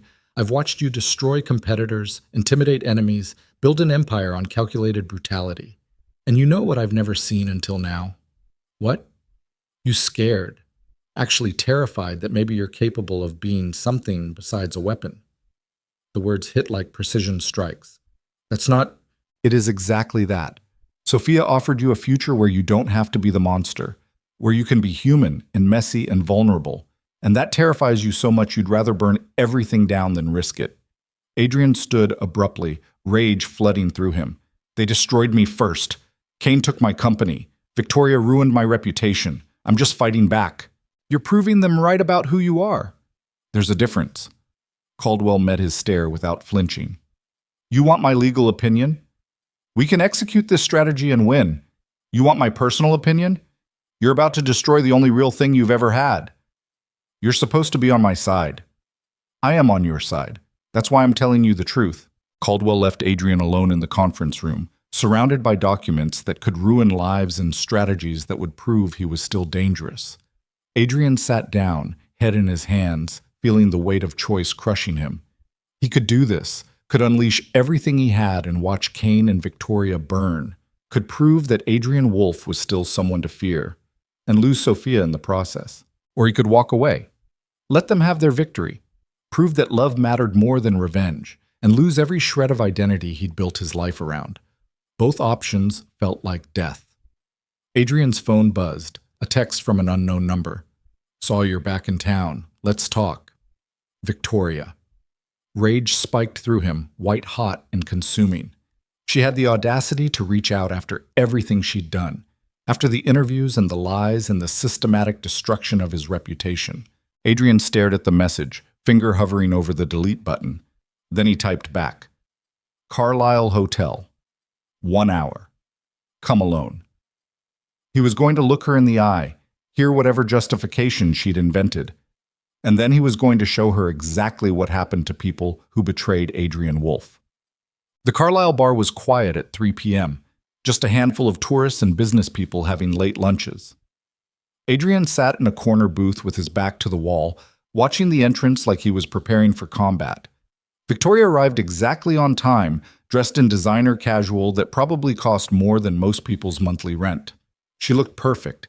Hair, makeup, everything calculated for maximum impact. She slid into the booth across from him, ordered a martini like they were old friends catching up. "You look terrible," she said with false concern. "Small-town life not agreeing with you?" "What do you want, Victoria?" "To talk, to explain." She leaned forward. "Adrian, I never wanted it to go this far. The interview, the publicity, that wasn't my idea." "Whose idea was it?" "Whose idea was Kane's. He said we needed to control the narrative, that if we didn't get ahead of the story, you'd destroy us both." She reached across the table, fingers brushing his hand. "I was just protecting myself." Adrian pulled his hand back. "By calling me an abuser on national television?" "I didn't use that word. The interviewer did. I just didn't correct her." Victoria's eyes filled with tears that looked practiced. "You have to understand. After you ended things, I had nothing. You made sure of that. Cut me out of every social circle, blacklisted me from every opportunity. I was desperate. So you decided to destroy me. I decided to survive. Same as you've done your entire life." She sipped her martini, studying him over the rim. "We're not that different, Adrian. We both use people. We both prioritize winning. The only difference is you hide behind nobility now because of that girl. Don't talk about Sophia." "Why not? She's the reason you're vulnerable, the reason Kane could take your company." Victoria's mask slipped, showing the venom underneath. "You got soft. Let yourself care about someone, and look where it got you." Adrian felt something cold settle in his chest. Because she was right. Sophia had made him vulnerable, had cracked open the armor he'd spent years building, had turned him into someone capable of being hurt, and he'd lost everything because of it. "I have files on you," Adrian said quietly. "Evidence that would destroy your credibility. Photos, messages, proof that everything you said in that interview was a lie." Victoria paled slightly, but recovered quickly. "And I have more stories to tell, more interviews lined up. You release those files, I'll make sure your name is synonymous with abuse for the rest of your life. Mutually assured destruction." "Exactly. So here's my proposal." She leaned forward, voice dropping. "We call a truce. I retract the worst of the allegations, say I was hurt and lashing out. You drop your vendetta against Kane. We both walk away bruised but alive. Why would you betray Kane after helping him take my company? Because Kane's insane. He wants to burn you to the ground, and he doesn't care who gets caught in the crossfire. I'm trying to get out before the whole thing explodes." Victoria's eyes were calculating. "Take the deal, Adrian. Walk away. Go back to your cottage and your simple life with Sophia. Let the empire go." It was exactly what Sophia had asked him to do, except it was coming from the woman who'd betrayed him, offering peace while holding a knife behind her back. Adrian studied Victoria's face, seeing the lies underneath the performance. "You don't have more interviews lined up," he said slowly. "You're broke. Kane used you and cut you loose. Now you're scrambling to salvage something before I destroy you." Victoria's expression cracked. "Adrian, no. You came here to beg, to see if I was still weak enough to take pity on you." Adrian stood, looking down at the woman who'd once convinced him love was real. "I was going to ruin you. Had everything prepared. One phone call and your life would have been over." "Was?" Victoria's voice shook. "I'm not making that call. Not because you deserve mercy. Because becoming the person who destroys you would cost me something more valuable than revenge." He turned to leave. "She'll leave you anyway," Victoria called after him, desperation naked in her voice. "Once the money runs out and the novelty wears off. You think she actually loves you? She married you for money. That doesn't just change." Adrian paused at the exit. For a moment, Victoria's poison almost worked, almost made him doubt the one real thing he'd found. Then he remembered Sophia holding him while he cried, offering him a future without demanding he be anything besides himself, loving him even when it would have been easier to walk away. "You're wrong," Adrian said without turning around. "And that's the saddest thing about you, Victoria. You've spent so long using people that you can't recognize it when someone's being genuine." He walked out of the Carlisle into the Manhattan afternoon, leaving Victoria alone with her martini and her miscalculation. The rage that had driven him back to the city was gone, replaced by a clarity that felt like cold water. He pulled out his phone, called Caldwell.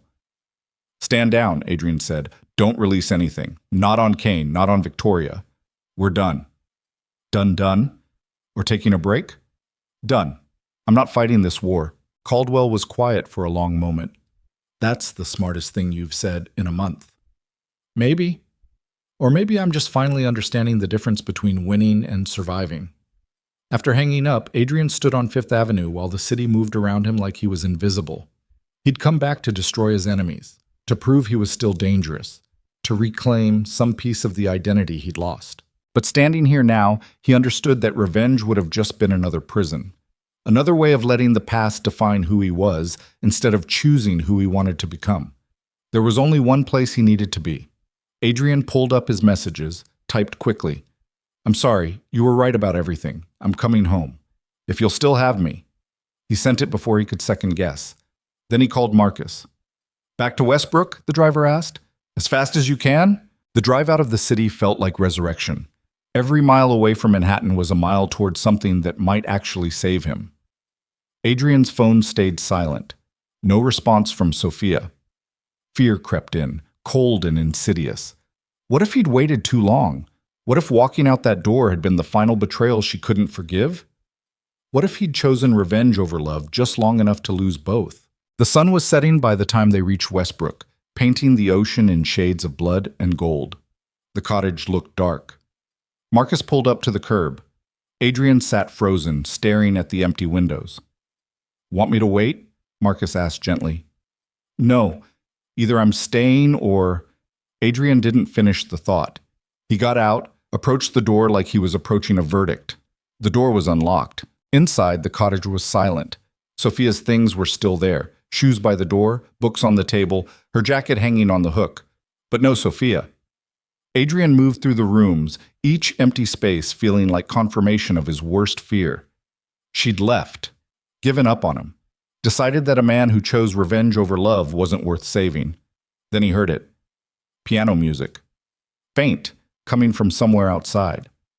Adrian followed the sound to the back porch. Sophia sat on the steps overlooking the ocean, playing something on her phone, the Chopin nocturne he'd played for her that first night in the music room.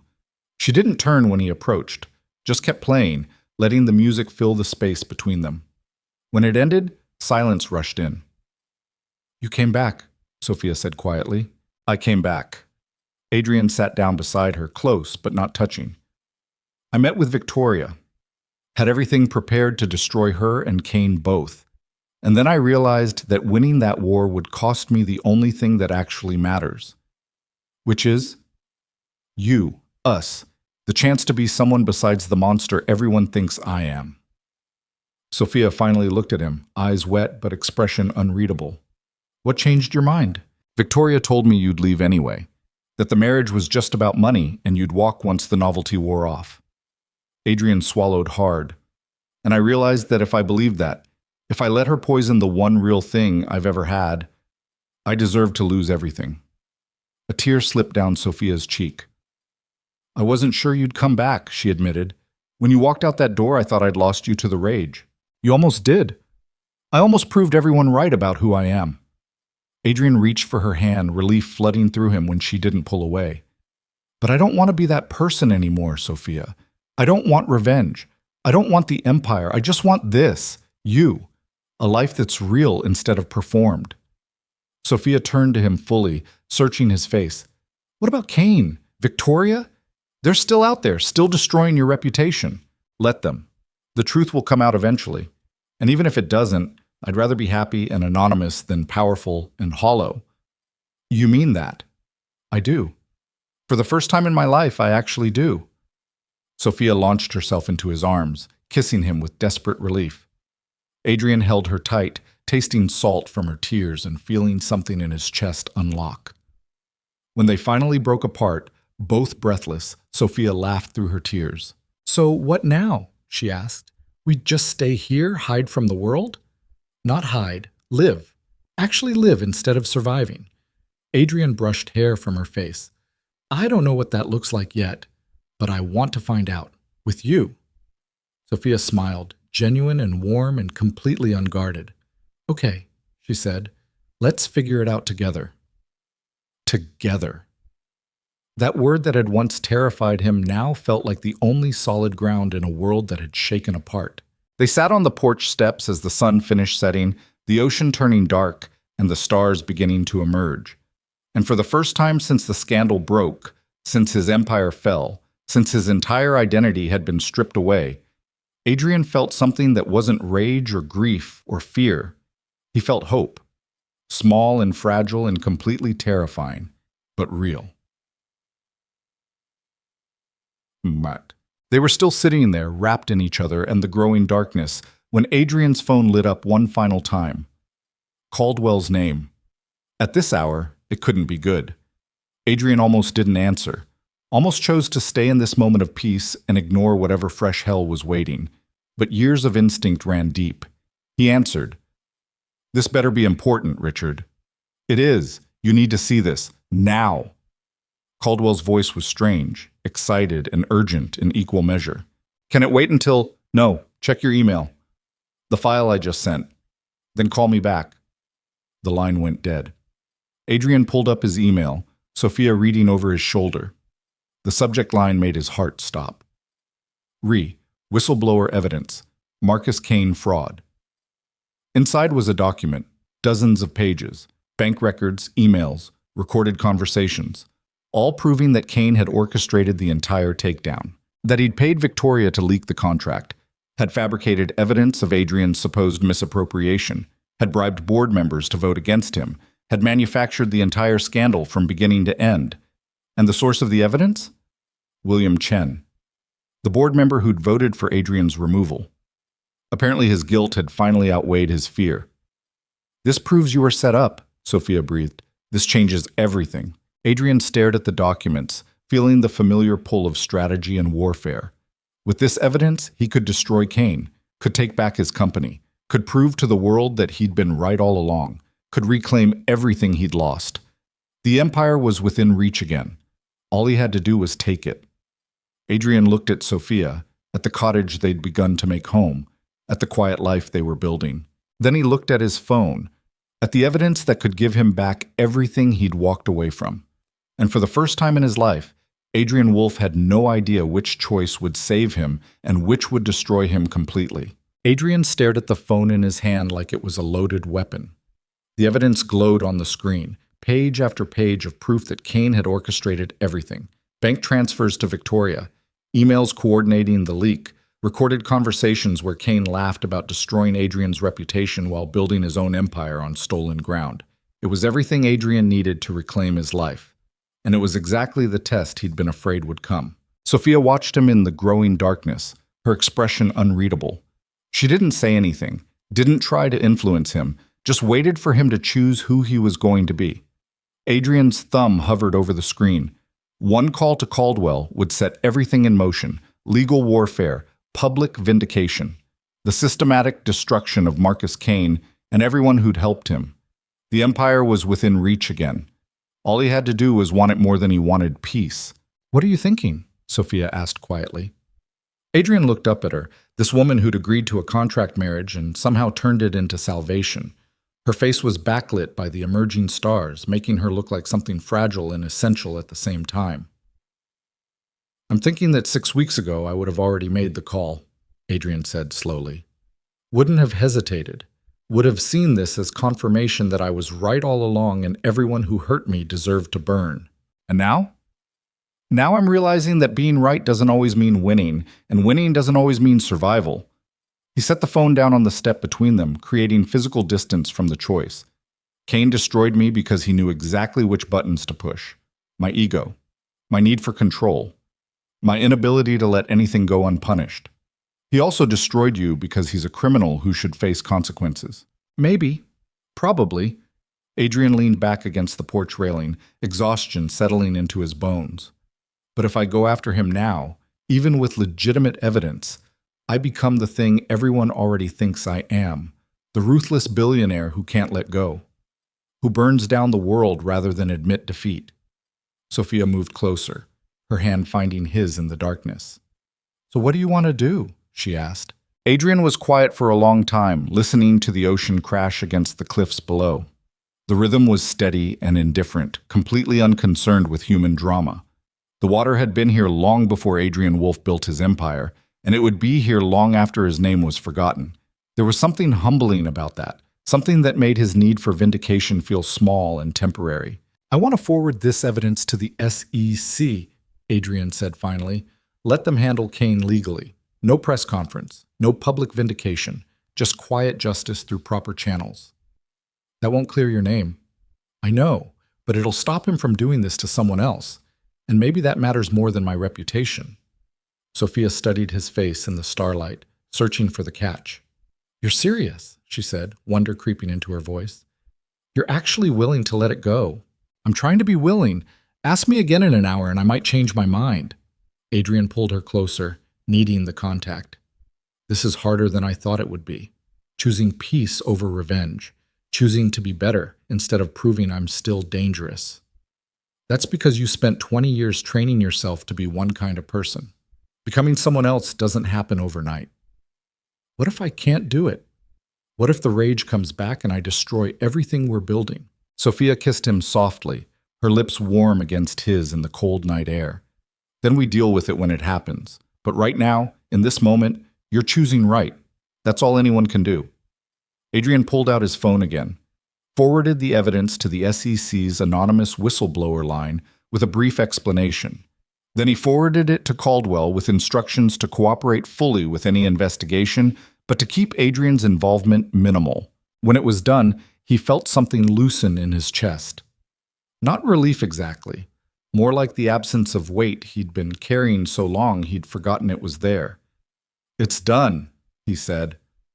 "How does it feel?" "Terrifying. Like I just walked away from the last piece of who I used to be.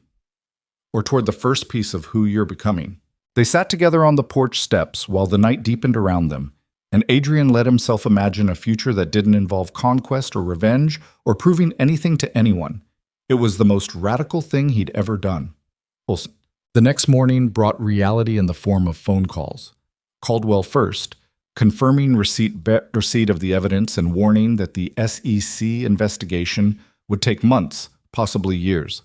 No guarantees of outcome. No public vindication even if Kane was convicted.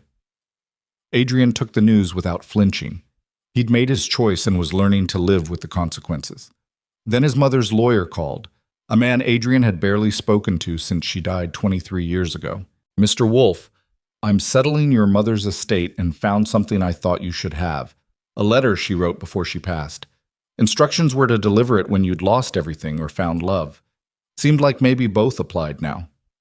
The lawyer's voice was careful, like he understood he was delivering something fragile. "I'll send it to your current address. Should arrive tomorrow." After hanging up, Adrian sat staring at nothing, trying to process the idea that his mother, dead for over 2 decades, had left him a message for exactly this moment, like she'd known he'd need it. Sophia found him in the kitchen an hour later, still staring into cold coffee.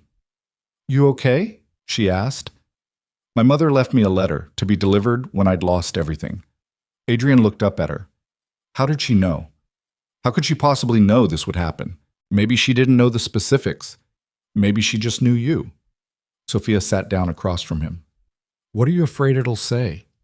Adrian hadn't let himself think about that. But now that Sophia asked, the fear crystallized instantly. That she was disappointed in me. That she saw exactly what I'd become and wanted to warn me before it was too late. His voice cracked. That I turned into my father despite everything she tried to teach me. Or maybe she wanted to tell you she loved you, that she understood, that she forgave you for not being perfect. You didn't know her. No, but I know what it's like to lose a parent and spend years wondering if you made them proud. Sophia's hand covered his. The letter might hurt. It might be hard to read, but at least you'll know. The letter arrived the next afternoon in a plain envelope, forwarded through 3 law firms and 2 decades of bureaucracy. Adrian held it for 10 minutes before he could make himself open it. Inside, his mother's handwriting, elegant and slightly shaky from whatever medication she'd been on at the end. "My beautiful boy," the letter began, and Adrian's eyes immediately blurred. "If you're reading this, something has gone terribly wrong or terribly right. Your father made me promise not to interfere with your life after I was gone. He said you needed to be strong, needed to learn that sentiment was weakness. I agreed because I was dying and didn't have the strength to fight him. But I want you to know something he'll never tell you. Strength isn't what he thinks it is. It's not the ability to crush others or build empires or win at any cost. Real strength is being able to admit you're broken and ask for help. It's choosing love even when it makes you vulnerable. It's building something with people instead of on top of them. Your father will teach you to be hard, to see emotion as liability and connection as weakness. And you'll probably believe him because he's all you'll have left. But Adrian, my sweet boy, please don't let him turn you into someone who can't be loved. Don't build walls so high that no one can reach you. Don't sacrifice your humanity on the altar of success. And if you do, if you spend years becoming exactly what he wanted you to be, please know that it's never too late to choose differently. Losing everything isn't failure, it's freedom. The freedom to decide who you want to be instead of who you were taught to be. I love you. I always will. Even from wherever I am now. Your mother." Adrian read it 3 times, tears streaming down his face, each word hitting like absolution he didn't know he'd been craving. Sophia found him on the porch, the letter clutched in his hand, sobbing like he was 12 years old again and learning what loss meant. She didn't ask what it said, just sat down beside him and pulled him into her arms while he fell apart. "She knew," Adrian managed between breaths. "She knew exactly what I'd become, and she forgave me anyway." "Of course she did. She was your mother. I spent 20 years trying to prove I didn't need anyone, that I was strong enough to survive alone." Adrian looked at the letter, his mother's words blurring through tears. "And all I proved was that she was right. Strength isn't isolation. It's being brave enough to let people in." Sophia held him tighter. "So let me in," she whispered, "all the way. No more walls, no more performance. Just you. Broken and healing and trying to be better." Adrian pulled back enough to look at her, this woman who'd seen him at his worst and stayed anyway. "I don't know how to do that," he admitted. "Then we'll figure it out together. One day at a time. One choice at a time. Together." That word that kept offering salvation. Adrian kissed her, tasting salt from his own tears, and felt another piece of armor fall away. The weeks that followed were harder than Adrian expected. Not because of external pressure. The SEC investigation into Kane was progressing quietly, and the media had mostly moved on to newer scandals. But because learning to be a person instead of a weapon was exhausting work that no one had trained him for. He started seeing a therapist in the next town over, a woman in her 60s who'd heard of Adrian Wolfe but didn't care about his empire or his fall. She cared about the trauma his father had inflicted and the coping mechanisms that had kept Adrian functional but hollow. The sessions were brutal, excavating decades of conditioning and examining the wounds he'd spent his life covering up. Understanding that his need for control came from watching his mother die powerless, that his inability to trust came from a father who taught him that love was manipulation. Sophia went with him sometimes, sitting in on couples sessions where they talked about building a relationship without the contract that had brought them together, learning to love each other without the transaction that had made it feel safe. It was messy and uncomfortable and nothing like the clean efficiency Adrian preferred. But it was real. And slowly, painfully slowly, Adrian started to recognize the person looking back at him in the mirror. Someone who could play piano without needing it to be the only honest thing in his life. Someone who could have a bad day and admit it instead of weaponizing the pain. Someone who could be vulnerable with Sophia and trust that she wouldn't use it against him. Someone human. 3 months after leaving New York, Adrian got another call from Caldwell. The SEC charged Kane with fraud, embezzlement, and securities violations. They're freezing his assets and removing him from Wolf Industries pending trial. Caldwell's voice was carefully neutral. The board wants to know if you'd consider returning as CEO. Adrian stood on the cliff behind the cottage, phone pressed to his ear, watching the ocean move with that same indifferent rhythm. 6 months ago, this call would have been everything. Vindication, victory, proof that Adrian Wolf couldn't be destroyed. Now it just felt like an echo of a life he'd left behind. Tell them no, Adrian said. Silence on the other end. You're sure? Caldwell asked carefully. This is everything you lost, everything you built. They're offering it back. I know what they're offering, and I'm choosing something else. Which is? Adrian looked back at the cottage where Sophia was working on restoring her father's textile company remotely, rebuilding it with sustainable practices and ethical supply chains, where they'd started talking about maybe staying in Westbrook permanently, where they'd begun building something that mattered more than profit margins. A life, Adrian said. An actual life instead of an empire. Caldwell was quiet for a long moment. I'm proud of you, he said finally. That took more courage than anything you did in 20 years of business. After hanging up, Adrian stood alone with his decision and felt something that might have been peace. Sophia found him there an hour later. Caldwell called, Adrian said before she could ask. They want me back at Wolf Industries. I said no. He waited for her reaction. Part of him feared she'd be disappointed, that she'd wanted him to reclaim his empire and prove he could have both, the power and the love. Instead, Sophia's face broke into the most genuine smile he'd ever seen. I'm so glad, she said, not because I didn't think you could do it, but because I was afraid you'd choose it and lose yourself all over again. You wouldn't have stopped me? No. You needed to make that choice yourself. Needed to prove to yourself that you're more than what you own. Adrian pulled her close, buried his face in her hair, and let himself feel the weight of the choice. He'd walked away from billions, from power, from the identity he'd spent his entire adult life building, and gained something he'd never had before. Freedom. 6 months after the scandal broke, Adrian and Sophia stood in a small courthouse in Westbrook with Caldwell as their witness. They'd decided to do it right this time. No contract, no transaction, no performance for business partners or social climbers. Just two people who'd found each other in the wreckage and decided to build something real. The judge was a woman in her 70s who'd married and divorced 3 times and had opinions about the institution of marriage that she shared freely. You know this is crazy, right? She said, looking between them over her reading glasses. You already did this once for all the wrong reasons. What makes you think it'll work now? Because we're doing it for the right ones, Sophia said simply. And those are love, trust, the terrifying choice to build a life with someone even though it might fall apart. Adrian reached for Sophia's hand. We're not promising it'll be perfect, just that we'll try, every day, even when it's hard. The judge studied them for a long moment, then smiled. That's the most honest answer I've heard in 30 years of performing marriages. All right, let's make it legal. The ceremony took 5 minutes. No guests except Caldwell, who cried more than either of them expected. No reception or celebration beyond dinner at the local seafood restaurant where nobody knew Adrian's name or cared about his past. It was perfect. That night, they sat on their porch steps watching the stars emerge, wearing simple gold bands that had cost less than the coffee at Adrian's old office. How does it feel? Sophia asked. Being married for real this time? Terrifying, Adrian admitted. Like I just promised you something I'm not sure I know how to give. You don't have to know how, you just have to keep trying. Sophia leaned against his shoulder.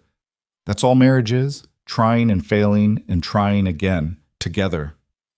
Adrian kissed the top of her head, breathing in the scent of her shampoo and the salt air and the ocean wind. I got a job offer today, he said quietly. Sophia sat up, surprised. Doing what? Teaching. Business ethics at the community college 2 towns over. Adjunct position. Pays almost nothing, but the dean said she wanted someone who'd actually failed to teach students what success really costs. Are you going to take it? Adrian had been asking himself that all day.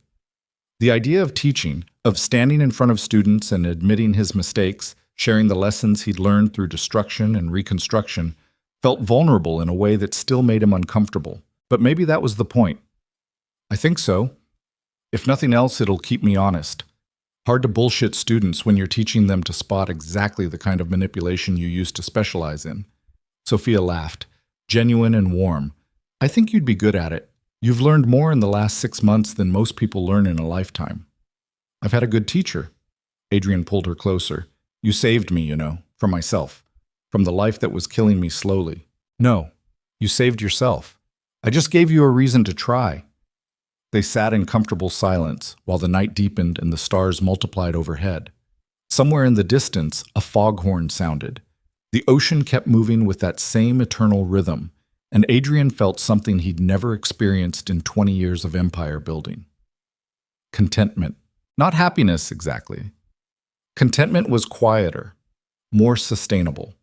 The deep knowledge that this moment, this person, this small life they were building, it was enough. More than enough. It was everything.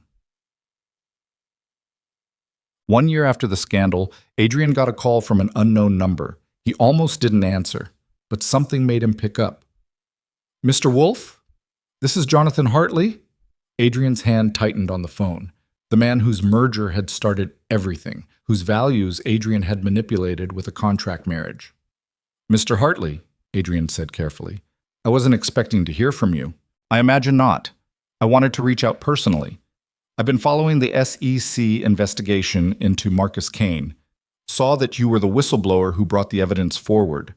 I did what was right, even if it was late. It wasn't late. It was exactly on time. Hartley paused. I also want to apologize. When the scandal first broke, I withdrew from the merger because I felt betrayed, like you'd manipulated my values to get what you wanted.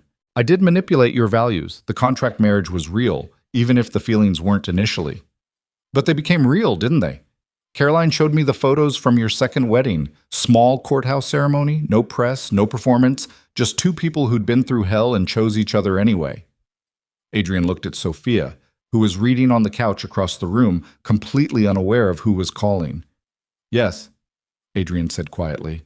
They became real. That's what I thought, and it made me reconsider everything. Hartley's voice warmed slightly. Adrian, I'm not calling to restart the merger. That ship has sailed. I'm calling because I wanted you to know that what you did, walking away from revenge, choosing integrity over vindication, that showed me more about your character than any business deal could have. The words hit unexpectedly hard. I'm not sure I deserve that, Adrian said. Maybe not, but you're trying to be better. That counts for something. Hartley cleared his throat. I also wanted to let you know that Caroline and I made a donation to Bennett Textiles in your and Sophia's name, enough to cover the remaining debt and fund expansion into 3 new markets. Adrian's breath caught. Mr. Hartley, you don't have to. I know I don't have to. I want to. Your wife is doing incredible work with sustainable manufacturing. The industry needs more people like her. Consider it an investment in the future you're both building. After hanging up, Adrian sat in stunned silence. Sophia noticed. Who was that? Jonathan Hartley, the man whose merger started this entire disaster. What did he want?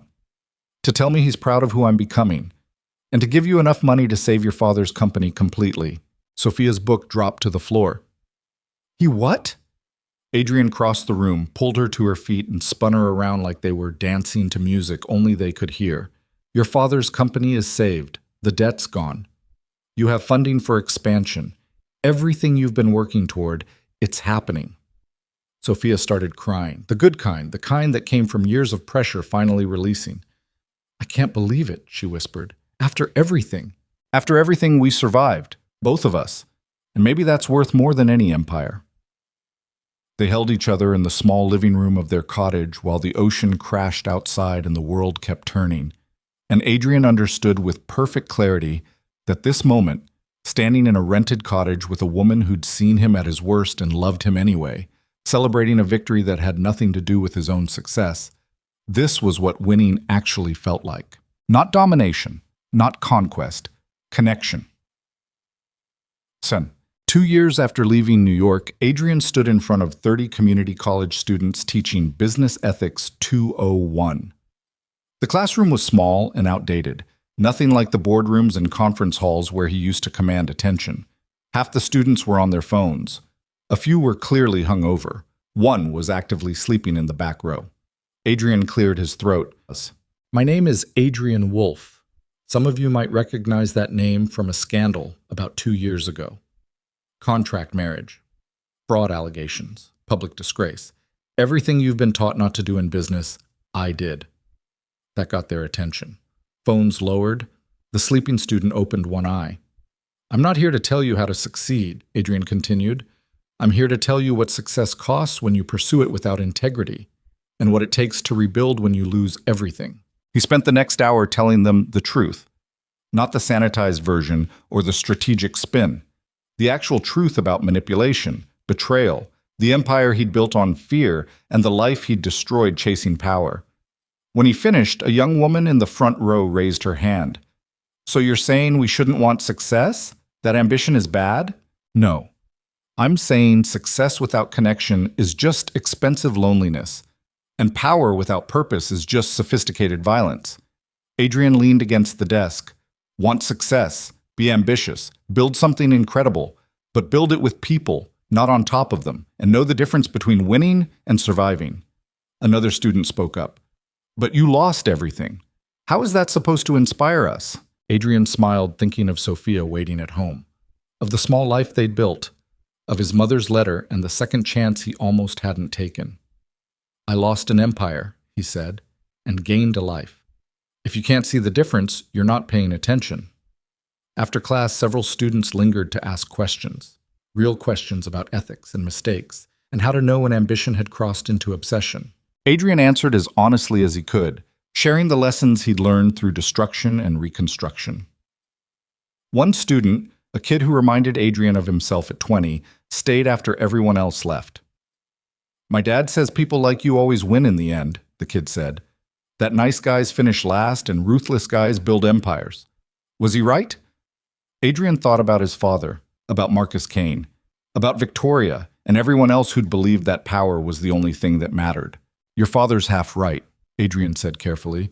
Ruthless people do build empires, but empires fall. And when they do, the only thing that survives is the connections you made and the person you chose to be. So which one are you, the empire builder or the person? I'm trying to be the person, every day, even when it's harder than building the empire ever was. The kid nodded slowly, like he was filing that information away for future use. After he left, Adrian packed up his materials and walked out to the parking lot, where Sophia was waiting in their old truck, a vehicle so different from the luxury cars Adrian used to own that it felt like driving a different life. How was class? She asked as he climbed in. Good, hard, honest. Adrian buckled his seatbelt. I told them about the contract marriage, about losing the company, about choosing you over revenge. How'd they take it? Like I was speaking a foreign language. But maybe that's the point. Maybe someone needed to tell them that there's another way to measure success. Sophia reached across the console and squeezed his hand. They drove home through the coastal evening, past small houses and local businesses, and the kind of ordinary life Adrian used to think was beneath him. Now, it was everything.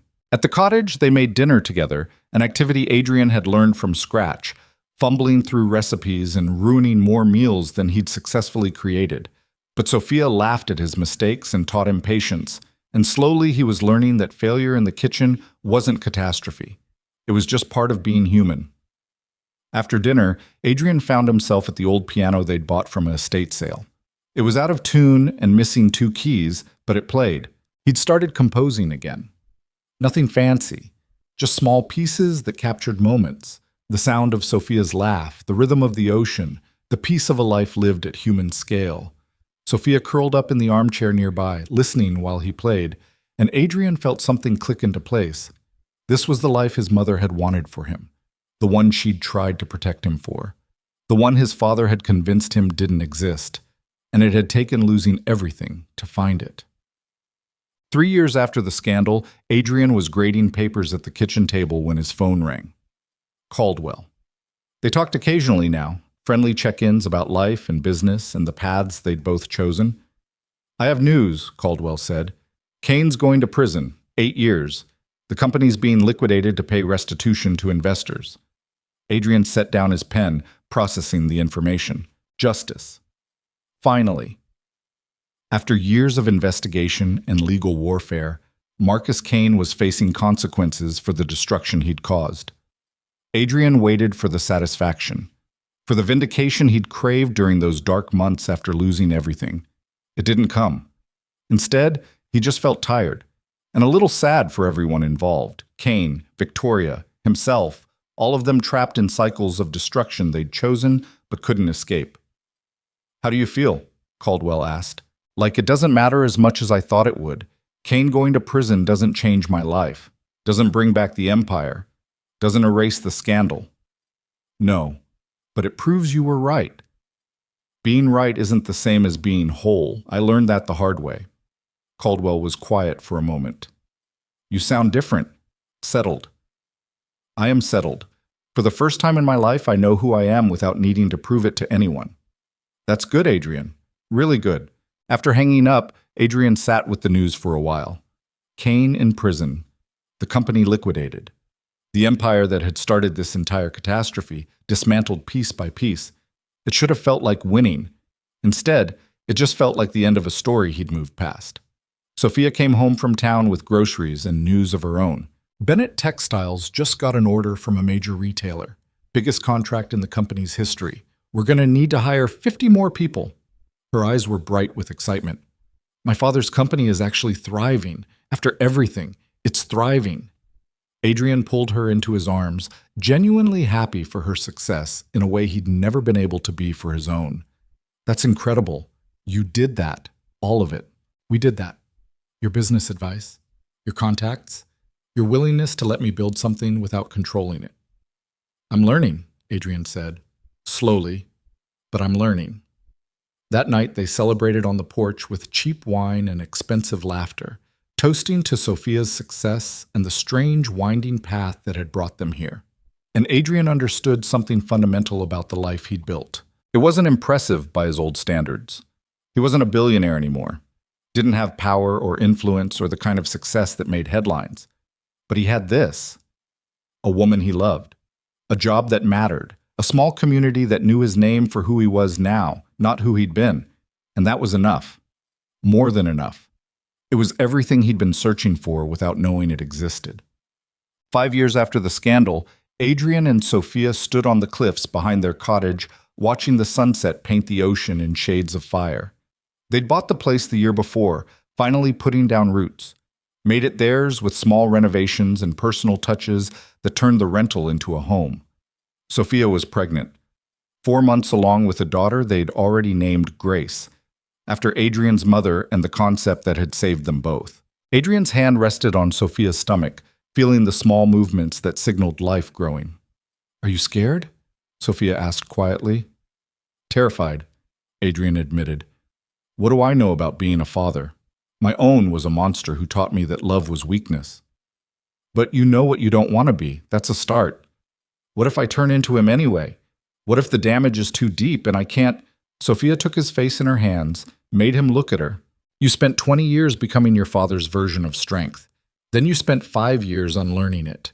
Choosing love, choosing vulnerability, choosing to be human even when it scared you." Her eyes were fierce with certainty. "That's not the kind of man who repeats his father's mistakes. That's the kind of man who breaks the cycle." Adrian pulled her close, holding her and their unborn daughter, and let himself believe it might be true. He'd spent so many years afraid of becoming his father, afraid the damage was permanent, afraid that love was a weakness he couldn't afford. But standing here now, with Sophia in his arms, and a daughter on the way, and a life built on honest connection instead of calculated power, he understood that strength had never been what his father taught. Real strength was admitting you were broken and choosing to heal anyway. Real strength was letting people in even when it made you vulnerable. Real strength was building something with love instead of fear.